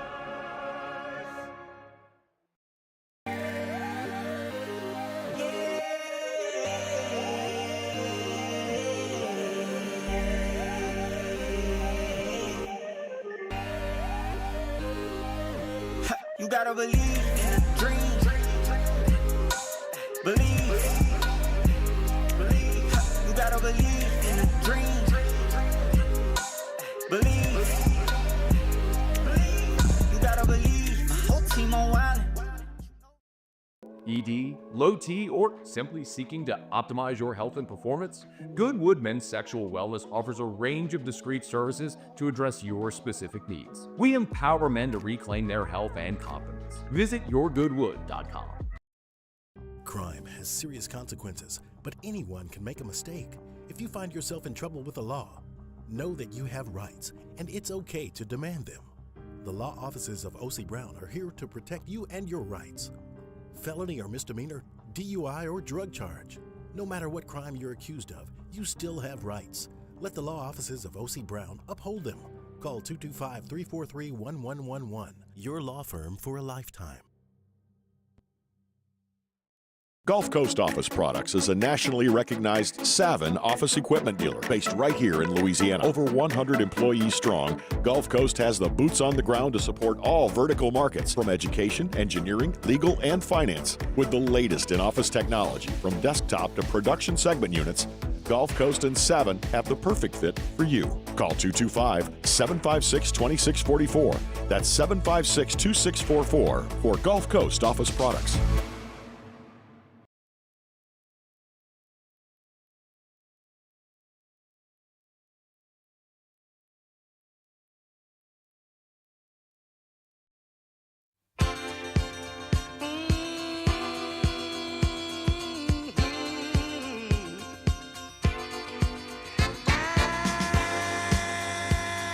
Welcome back to more sports talk with some other stuff mixed in. Off the Bench with Hester and T-Bob.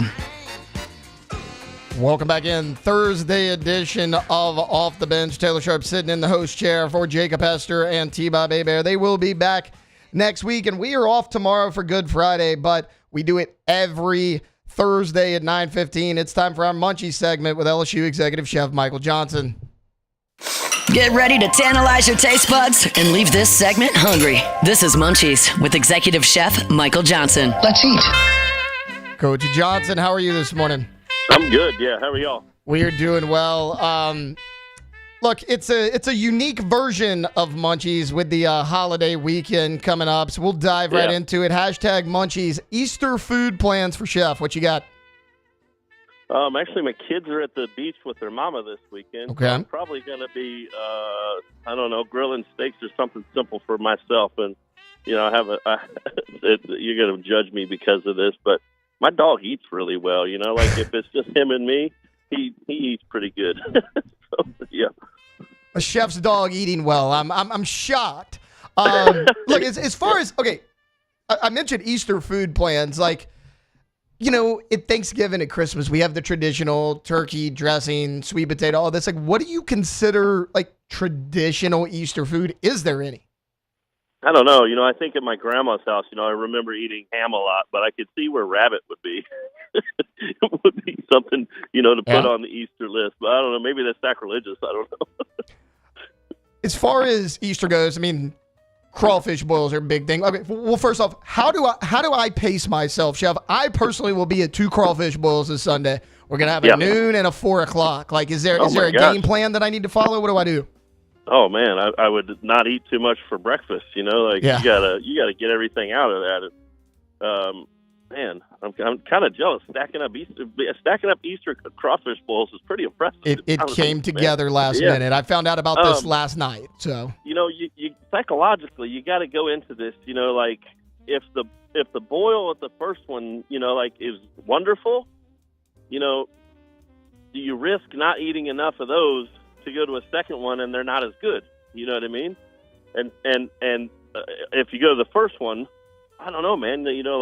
I think you have to plan this out right. Like if the first crawfish boil is really good, I think you got to take advantage of it and just eat light at the second one. And if they're really good, then you take some home because not everybody's gonna eat. Or I don't know. It's not, I when I go to my brother's crawfish boil, somebody always takes crawfish home because there's always way too many. So as far as the crawfish boil itself goes, is there something unique you put into your boil that like maybe other people don't? I know everybody's kind of got their own thing. I like to put this. It's spelled DJON. It's called John, and it's a black mushroom base that it's umami, if you will, and it'll turn the water brown, right? But I've come to really enjoy it, man. It's a really savory umami flavor. I don't do it every time, but when I hang out with my buddy Parker, we have really come to enjoy that. Really enjoy the flavor of it in the water. I also like, and this is not with the John in the water, but I've boiled pineapples in the water before, and I liked the flavor of the the sweetness of the pineapple with the spice of the water in the pineapple. That was good. Hashtag Munchies. It is the last Friday of the Lent season, so in honor of that, what is Chef's favorite seafood dish? Gosh, that's tough, man. My seafood thing is it's whatever's fresh in front of me, right? Like if we just got some really good shrimp in, that's going to be what I want.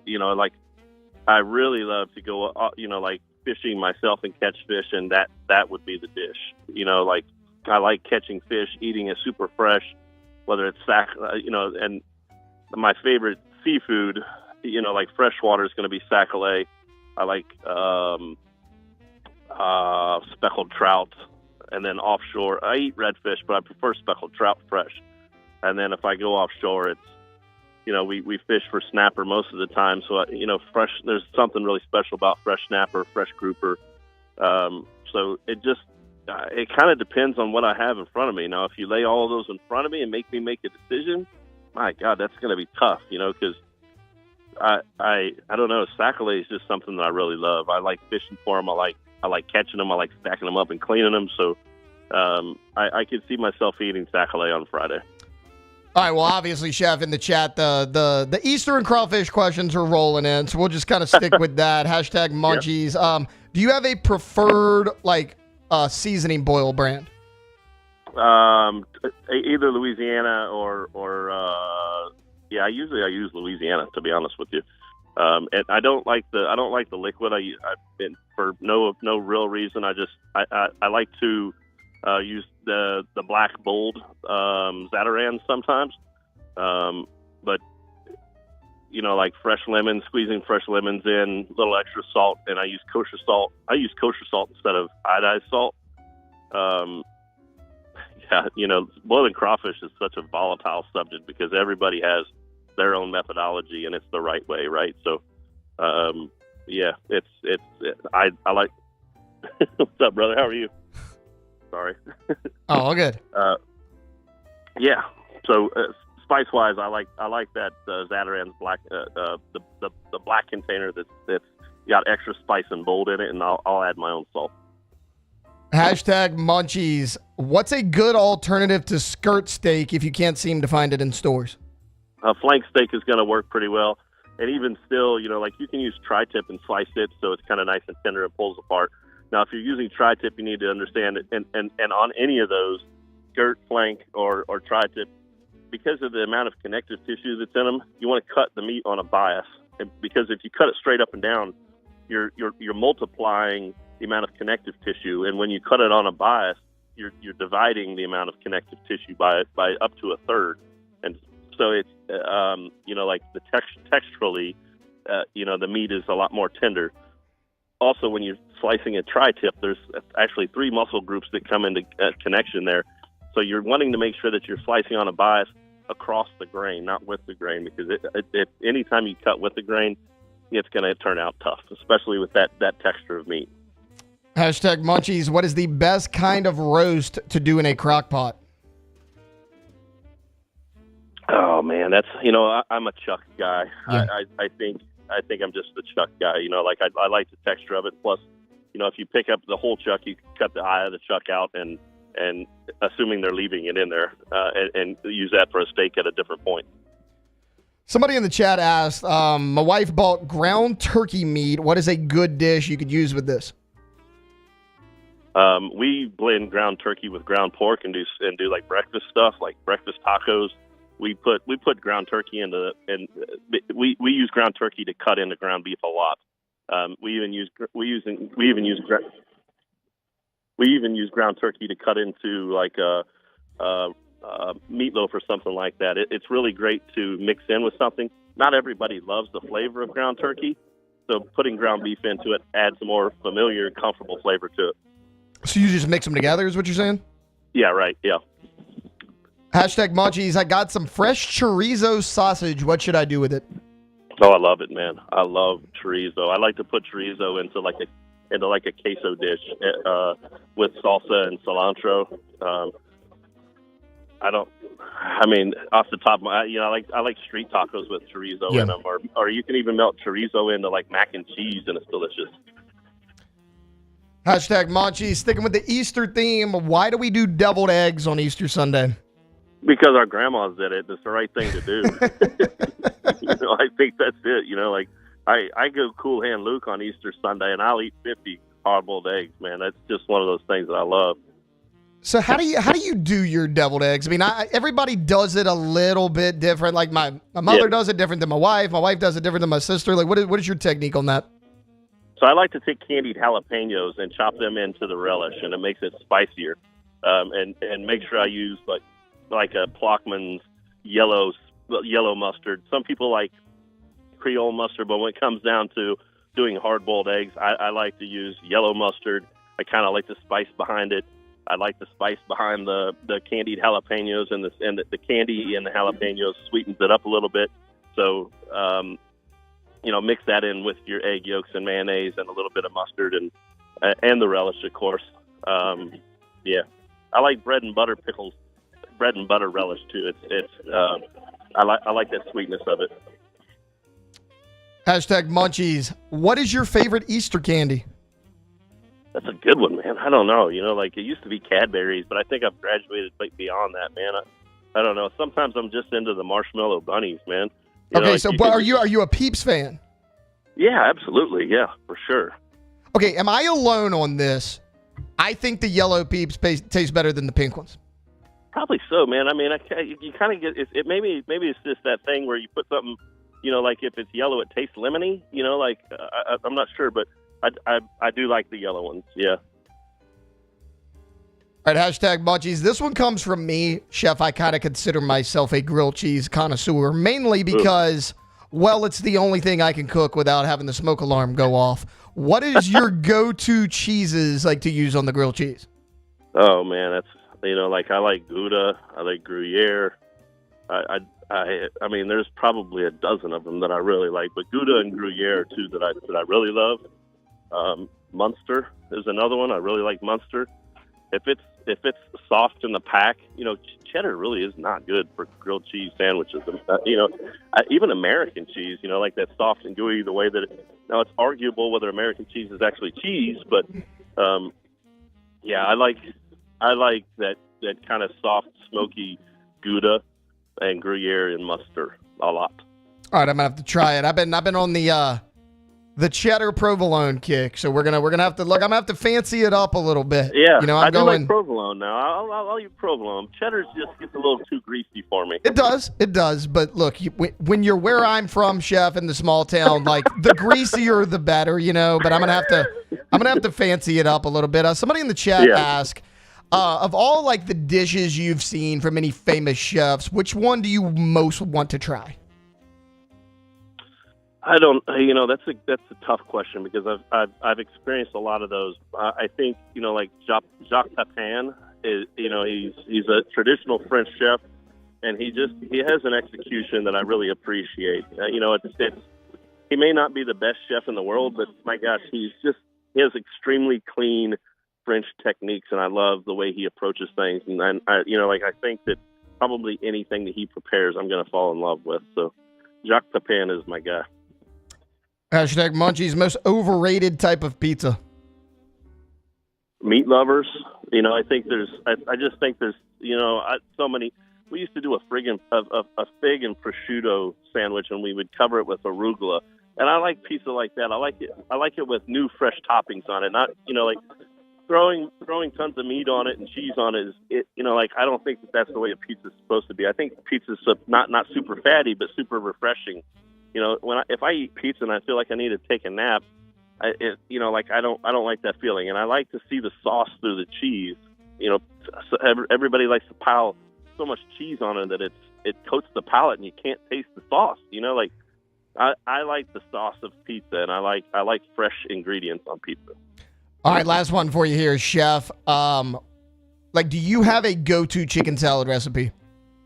I like to put pecans or walnuts in my chicken salad. I like to put grapes in my chicken salad.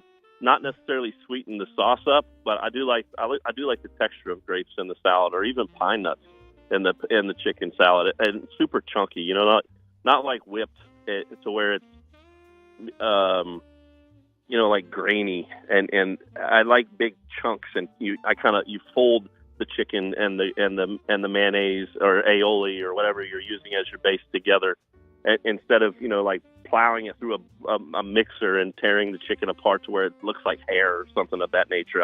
I like the chicken to be big and chunky, and it kind of matched the texture of everything else with the pecan halves and like grape halves and stuff like that. And big, now I will say this: I don't like huge chunks of celery. I like slivered celery because it's a little bit overpowering. So, if you sliver the celery stalk, I think it's already sizably appropriate, but it's texturally, more sound to be able to eat and crunch and not be overwhelming.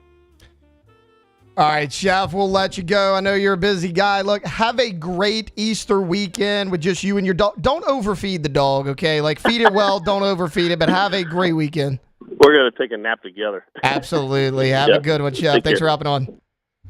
That was LSU Executive Chef Michael Johnson. All right, we're going to take a quick time out. Look, I promised you a non-sports segment. We're going to get into that. We're going to do our favorite Easter candies. We're going to talk about whether or not the Easter Bunny himself might be a little overrated. But There was a little bit of breaking news right before we had Chef on. I'm not going to get into it right now. Wanted to leave that time to Chef. We are going to get into it. It is some big news out of college football. That's coming up here on the other side, here on Off the Bench. Off the Bench. Go to Boudreaux's Electrical.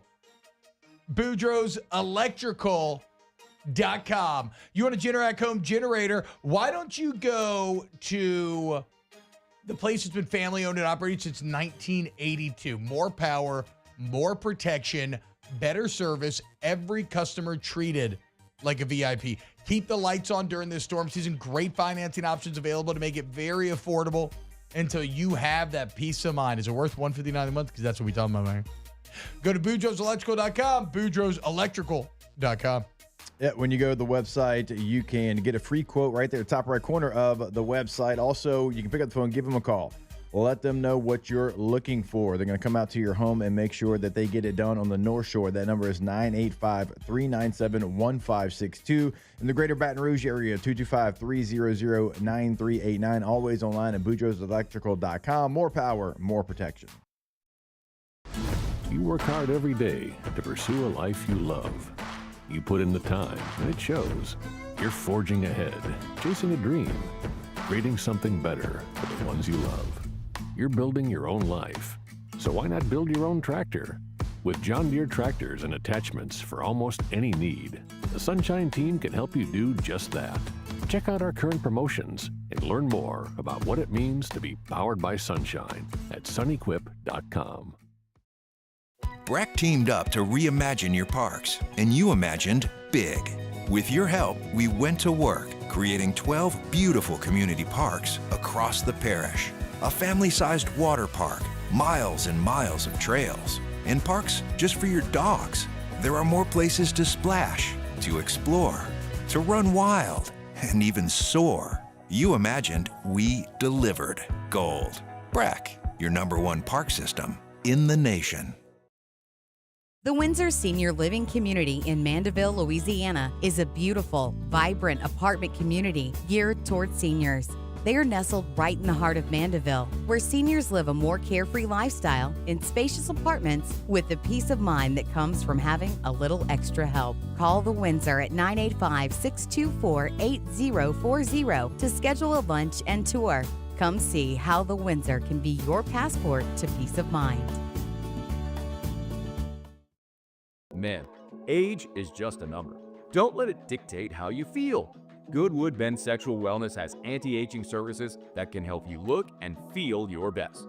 Visit yourgoodwood.com and discover a renewed sense of vitality.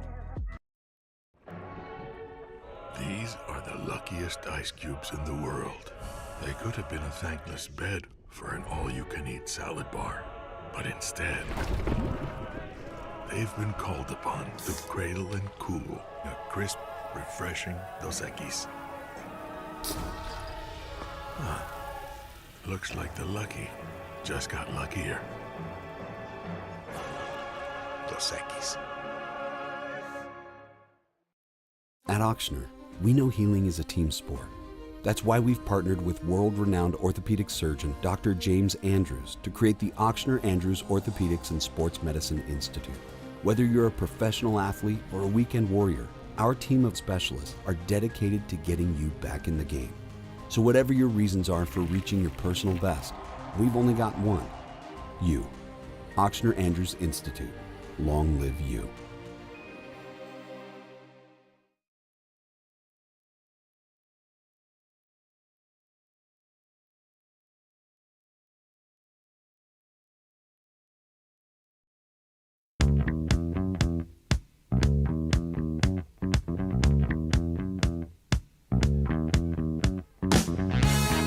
Welcome back to the best morning sports show around. Sorta. It's Off the Bench with Hester and T-Bob.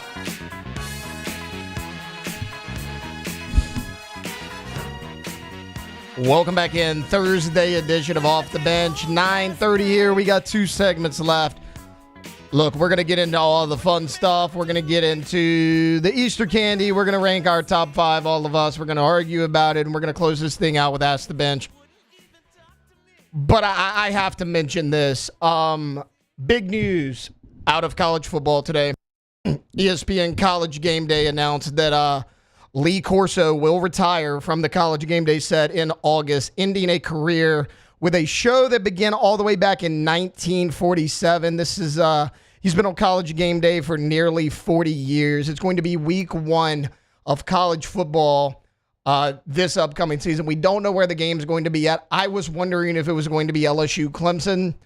That's a possibility. I think it's going to be Texas Ohio State. If you remember, the headgear started all the way back in October of 1995. It was a game at Ohio State. And what does he do? He puts on the Buckeye headgear. Since then, Lee Corso, 430 selections. And honestly, I know a lot of people are like, oh, well, it's fine if Lee picks against us. You know, we want him to pick the headgear, but like he's wrong all the time. Lee Corso went 286 and 144 in his 430 headgear selections. Look, he's put on the full Notre Dame Fighting Irish uniform. He's wore helmets. He's brought up the dogs. There he is right there on screen, picking the LSU headgear with Matthew McConaughey when LSU played Texas in Austin in 2019. This is one of those things, guys, that you knew was coming for quite some time. You just never wanted to see it end. Me personally, I know everybody has a favorite Lee Corso moment. Mine is obviously all the games he called at LSU, you know, whether he picked for you, whether he picked against you. There was a moment when Georgia was on College Game Day. He said, that dog's ugly. Let me get out of here. We've seen the accidental profanity dropped on the air, like whatever. Everyone loves Lee Corso. I decided that I wanted to get into the sports and media business when I was about 11 years old. And the reason for that is because me and my dad used to watch College Game Day every single morning, and Lee Corso was a big part of that for a number of years. He is instrumental in the reason that I am sitting here today. He has been one of my idols from the time I was 10 years old. Guys, what are your favorite Lee Corso memories? Like, I could do a 3-hour show on just Lee Corso. This is a guy that has meant that much to me. But like Jordan, Cassie, like you don't even have to be a big fan of sports. Everyone knows Lee Corso. Everyone loves Lee Corso. Is there a moment in your mind that sticks out to you? I wouldn't say I have a favorite moment, but I always love when he picked the Oregon Ducks and he put the Oregon head on. I just like the interaction with Puddles. I'm pretty sure that's the mascot. The Oregon. I just like every time it was him and Puddles, it was always comical. So I always like that a lot. Cassie, you got one? You don't have one? I mean, look, it's fine. There's too many to think of. I mean, I obviously go back to LSU because I grew up a massive LSU fan. Like College Game Day, again, is the reason that I got into this industry. And Lee Corso, he'll be 90 years old August 7th. He has been doing the show for over 40 years. Everyone remembers the stroke that he suffered back in 2009. And, you know, he held the number 2 pencil ever since then. Because of that, it was just kind of like a nervous habit for him.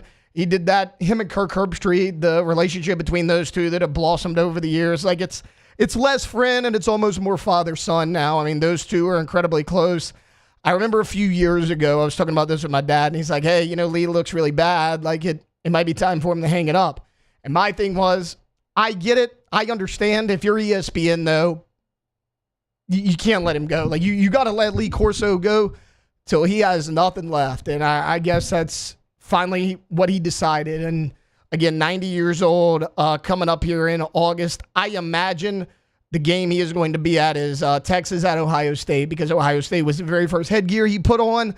I imagine it will be the very last headgear that Lee Corso puts on. Again, guys, I could go on about Lee Corso for 3 hours.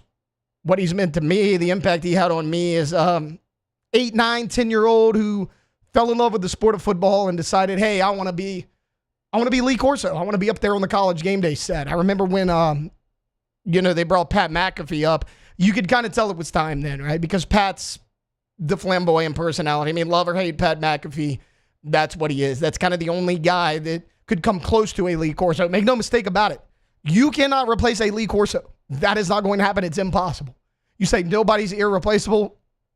In my eyes, Lee Corso is irreplaceable. That is... It's sad news because you hate to see him go, but also, like, you saw the highlight reel that Cassie played. I'm breaking down all these moments for you. You go look back on over 40 years on one show. Like, Lee Corso built College Game Day from the ground up. I mean, you've seen Chris Fowler be the host of it. Reese Davis now. Desmond Howard joined a little bit later. Kirk Herbstreit's been there for most of the time. But, like, the one constant on this show has been Lee Corso.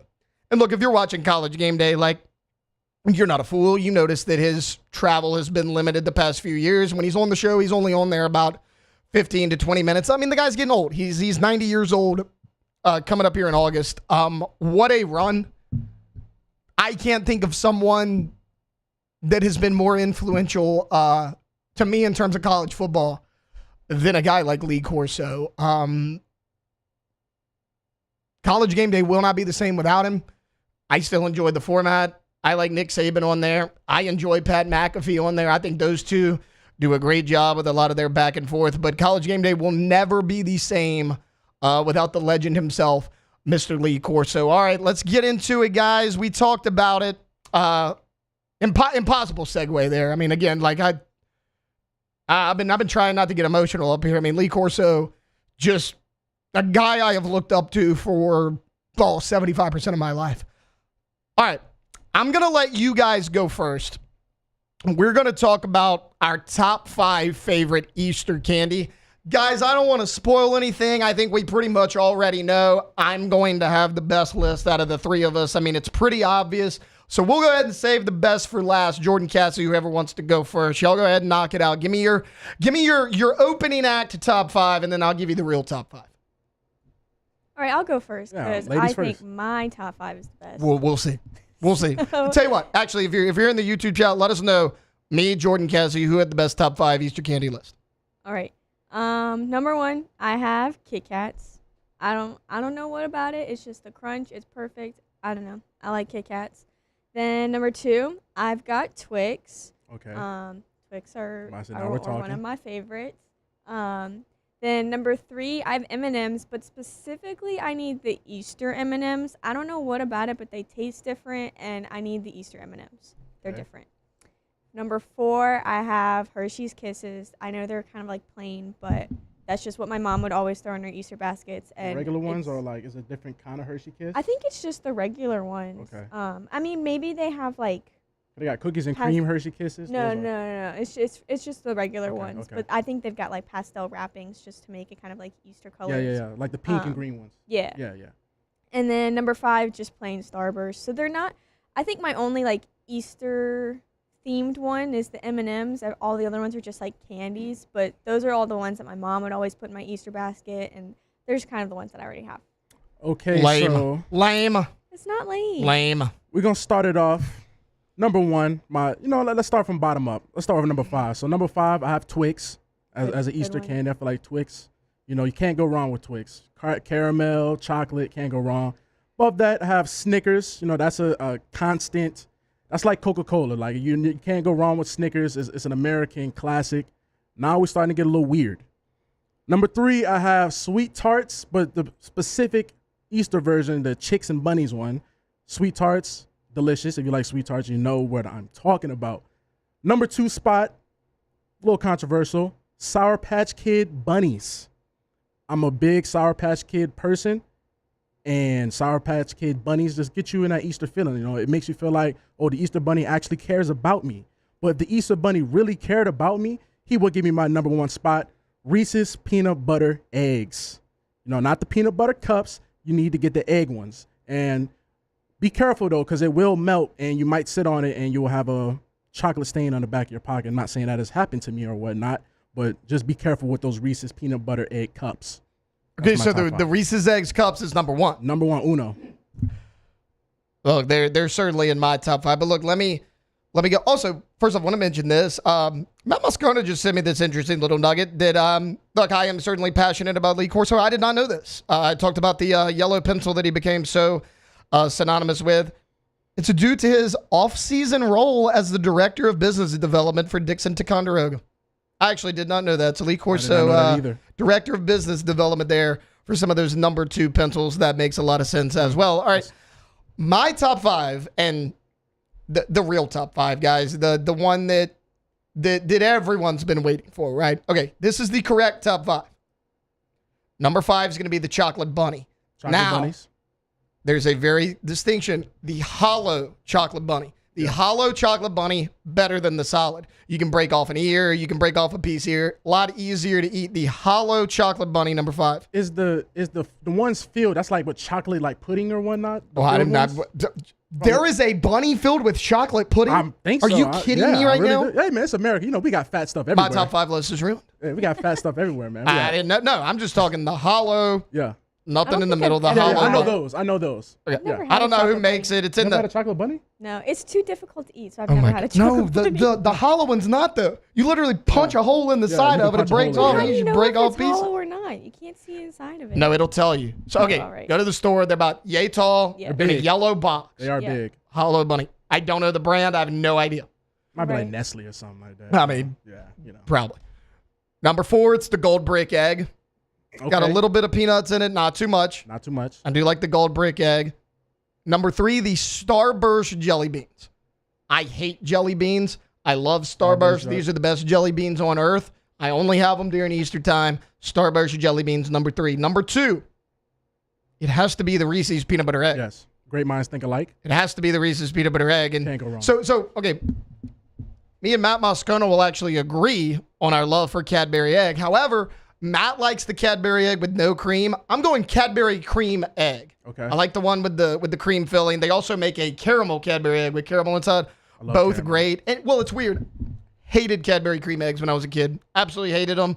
I would open them up, take the bite, spit it out. But like the taste buds have changed over the years, right? Like, okay, I used to hate sweet potato growing up. Now I friggin' love sweet potato. I got to get to that point, man. I can't stand I'll sweet eat a potato loaded fries. sweet potato. You go to like Texas Roadhouse or something, get the loaded sweet potato. Oh, Man. there's not a better side. It's got the brown cinnamon, it's got the sugar, it's got the marshmallow. See, that's what throws me off about the sweet potatoes because it's Yeah. sweet, and I'll be like, why So am I like sweet potato casserole, sweet potato pie. Hated all of it growing up. Love it Same. now. I love the Cadbury cream egg. Hated it growing up. So again, we'll recap Cassie's top 5. Starburst, Hershey's Kiss, Easter M&Ms, Twix, Kit Kats, Jordan's top 5, Twix, Snickers, Sweet Tarts, Chicks, and Bunnies, Sour Patch Kid Bunnies, and number 1, Reese's Peanut Butter Eggs. And then my list is going to be from 5 to 1, Chocolate Bunny, Gold Brick Egg, Starburst Jelly Beans, Reese's Peanut Butter Egg, and the Cadbury Cream Egg. Let us know who of us 3 had the best top 5. I mean, even though we already know, guys. I mean, we already know. Yeah, me. What no, that's Yeah, not the yeah. correct answer. All right, look, we're going to take a timeout. We get back.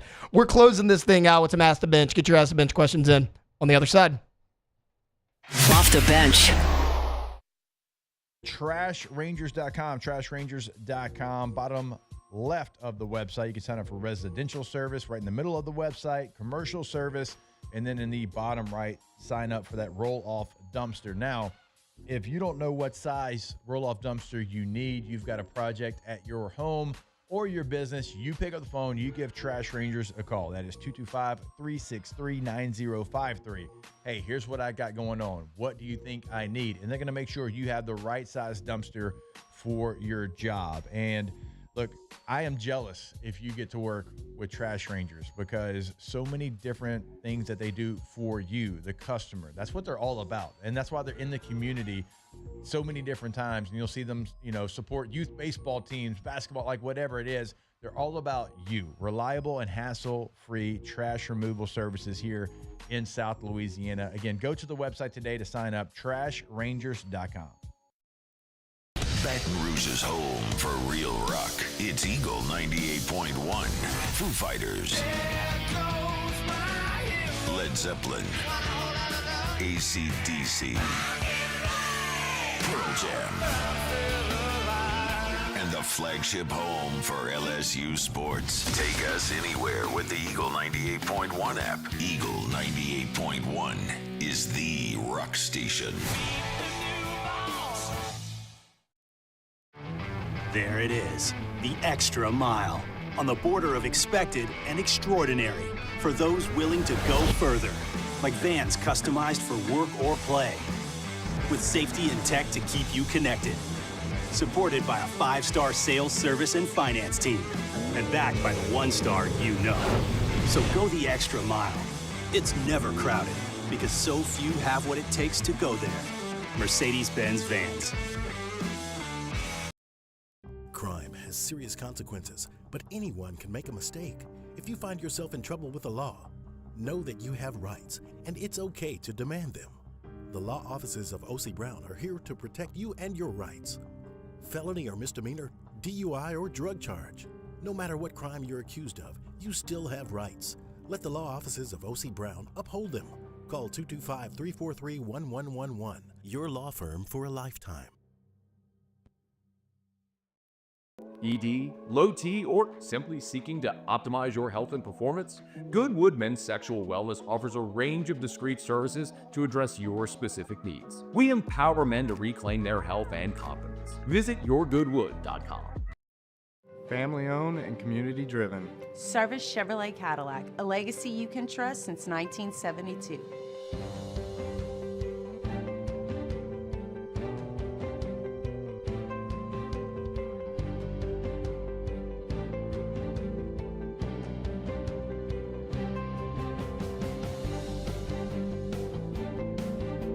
Service Chevrolet Cadillac, our family serving your family. For over 50 years. Gulf Coast Office Products is a nationally recognized Savin office equipment dealer based right here in Louisiana. Over 100 employees strong, Gulf Coast has the boots on the ground to support all vertical markets, from education, engineering, legal, and finance. With the latest in office technology, from desktop to production segment units, Gulf Coast and Savin have the perfect fit for you. Call 225-756-2644. That's 756-2644 for Gulf Coast Office Products.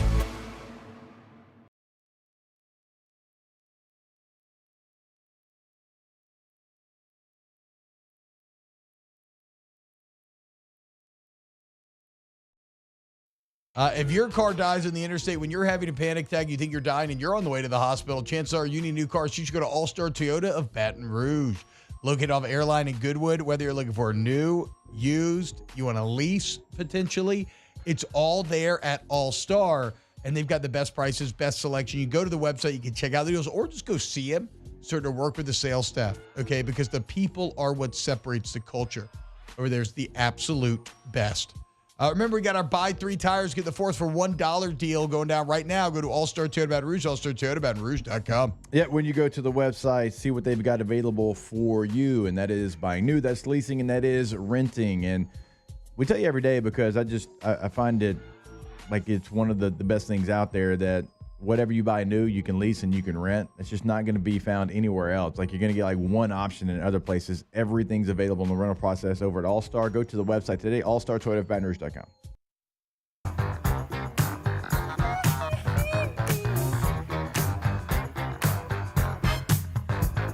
How quickly will this segment leave the rails? It's Off the Bench with Hester and T-Bob. Nearly as quickly as it normally does, but it still might. One more segment left here on a Thursday edition of Off the Bench. We're off tomorrow, so we're going to have a little 3-day weekend. We'll be back to our normal programming on Monday morning. We'll get to the Ask the Bench questions in the chat here in just a second, but I got one for you guys. Ask the Bench, where does the Easter Bunny rank among holiday characters? So you got like Santa, Easter Bunny, Uncle Sam, Tooth Fairy, even though that's not even a holiday, or like Cupid. Where does Sam Easter only Bunny takes my rank? money, so I can't put Uncle Sam on mine. Okay, Jordan being rebellious over here. Yeah. I think the Easter Bunny's got to be 2. The Easter Bunny's clearly 2, Santa's right? just, of course, the top. Santa's the goat. So then Easter Bunny's Santa's on the 2. Coke bottle. I mean, what are we doing here? Yeah. I mean, it's kind of hard not to say Easter Bunny. Bunny's 2 because, like, Uncle Sam, like, yeah, whatever. Like, Uncle Sam Cupid's doesn't bring stupid. you anything. Cupid's stupid. He's not even the best fictional archer. Like, Katniss Everdeen's way better than him shooting a bow and arrow. Robin Hood will beat the crap out of Cupid shooting a bow and arrow. Like, Cupid's not even good at anything. The Tooth Fairy's weird. That's just a weird concept. Like, you mean to tell me a normal-sized person could come in and shrink down to about 4 inches, get under the pillow, grab a tooth. They have, like, an affinity for teeth, and then leave you money underneath it? No. Easter Bunny, clearly number 2. I don't think there's a question about it. Yeah, I'm about to say, I'm trying to think other than, because I'm like, Tooth Fairy really doesn't have a holiday. You know, it's more of like I don't know. But the Tooth Fairy brings you money. Yeah, I do. Growing up, you did like the Tooth Fairy, though. You get your little $1, maybe $1.50, maybe 2, depending if your parents feel like it. You know, but still believing that the Tooth Fairy was real was a real thrill. Like, oh my gosh, like Tooth Fairy's coming tonight. Ooh. All right, here's one for Cassie. Yes. Ask the Bench, Cassie, if you had to pick one, Chick-fil-A breakfast or the lunch and dinner? Lunch and dinner. Mainly just because I'm not a breakfast person. They have really good breakfast. I'm just not a breakfast person. Chick-fil-A's breakfast is overrated. It's good. I'm sorry, it's overrated. That's a little controversial. I know. It's a little controversial. I know. Chick-fil-A breakfast is fine, but you mean to tell me that it's going to rival? No. It don't touch McDonald's. Oh, no. McDonald's is like pinnacle. Okay. Pinnacle. I love Chick-fil-A. Breakfast is all right. Chick-fil-A breakfast is just a little too small for me. Like the little chicken biscuit bites. Like, come on, man. Chicken minis? Yeah, chicken minis. Yeah. Like, you need about 6 of those. Like, nah, man. Chick-fil-A breakfast and dinner. I mean, no, dinner and lunch, though. Classic. Can't go wrong. Ask the bench. My wife broke my LSU coffee mug. Is that grounds for divorce? No, just break something she likes. I mean, that's very simple. You don't. Divorce is a step too far, right? Like, I feel like if you're getting divorced over a coffee mug, like, no offense, Easy 82. Your marriage is probably on shaky ground to begin with, anyways. I don't know. Accidentally misplace her favorite earrings or something. I feel like there's a lot better ways of getting back at someone for breaking your LSU mug. Just leave the toilet seat up. See how that works. Ask the bench, favorite part of Easter, the Easter service, the crawfish boil, or the Easter egg hunt? I think it's all of it. I think it's the Easter experience, right? The whole day. You dress up in the nice colors, you go to church, you do the Easter service. Everyone knows what the sermon's going to be about, but everyone loves it every single year. Then you go get the crawfish boil, and after your hands are all grimy and nasty, you go do the Easter egg hunt, and you're fighting for these eggs that hold no monetary value, but you love it anyways. It's all the Easter experience. All of it is great. All right, that's going to do it for a Thursday edition of OTB. Guys, we had an absolute blast filling in for Jake and T-Bob this week. Hope you guys enjoyed it as well. They will be back next week. We are off tomorrow. Nice little 3-day weekend, but we're back Monday for a full 5-day week. So stay tuned. Catch us Monday here on Off the Bench, 104.5 ESPN Baton Rouge. Off the Bench. Family owned and community driven. Service Chevrolet Cadillac, a legacy you can trust since 1972.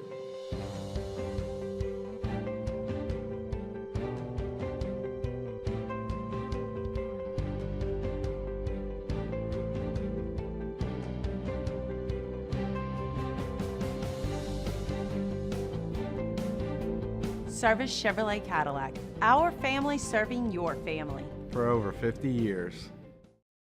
It's not just a game, it's a religion. You've got your team colors, team swag, and now your very own website, LouisianaSports.net. Everything LSU, Saints, and Pelicans. Sports on demand. In-depth coverage by sports writing pros with continuously updated news. And with the LouisianaSports.net newsletter, you get pinged directly with top trending stories. Best of all, now and always, no paywall. It's free. LouisianaSports.net, powered by 104.5 ESPN Baton Rouge. Your home for Louisiana sports. There it is, the extra mile, on the border of expected and extraordinary for those willing to go further, like vans customized for work or play, with safety and tech to keep you connected, supported by a 5-star sales, service, and finance team, and backed by the 1-star you know. So go the extra mile. It's never crowded, because so few have what it takes to go there. Mercedes-Benz Vans. Man, age is just a number. Don't let it dictate how you feel. Goodwood Men's Sexual Wellness has anti-aging services that can help you look and feel your best. Visit yourgoodwood.com and discover a renewed sense of vitality. These are the luckiest ice cubes in the world. They could have been a thankless bed for an all-you-can-eat salad bar. But instead, they've been called upon to cradle and cool a crisp, refreshing Dos Equis. Looks like the lucky just got luckier. Dos Equis. At Ochsner, we know healing is a team sport. That's why we've partnered with world-renowned orthopedic surgeon Dr. James Andrews to create the Ochsner Andrews Orthopedics and Sports Medicine Institute. Whether you're a professional athlete or a weekend warrior, our team of specialists are dedicated to getting you back in the game. So whatever your reasons are for reaching your personal best, we've only got one: you. Ochsner Andrews Institute. Long live you.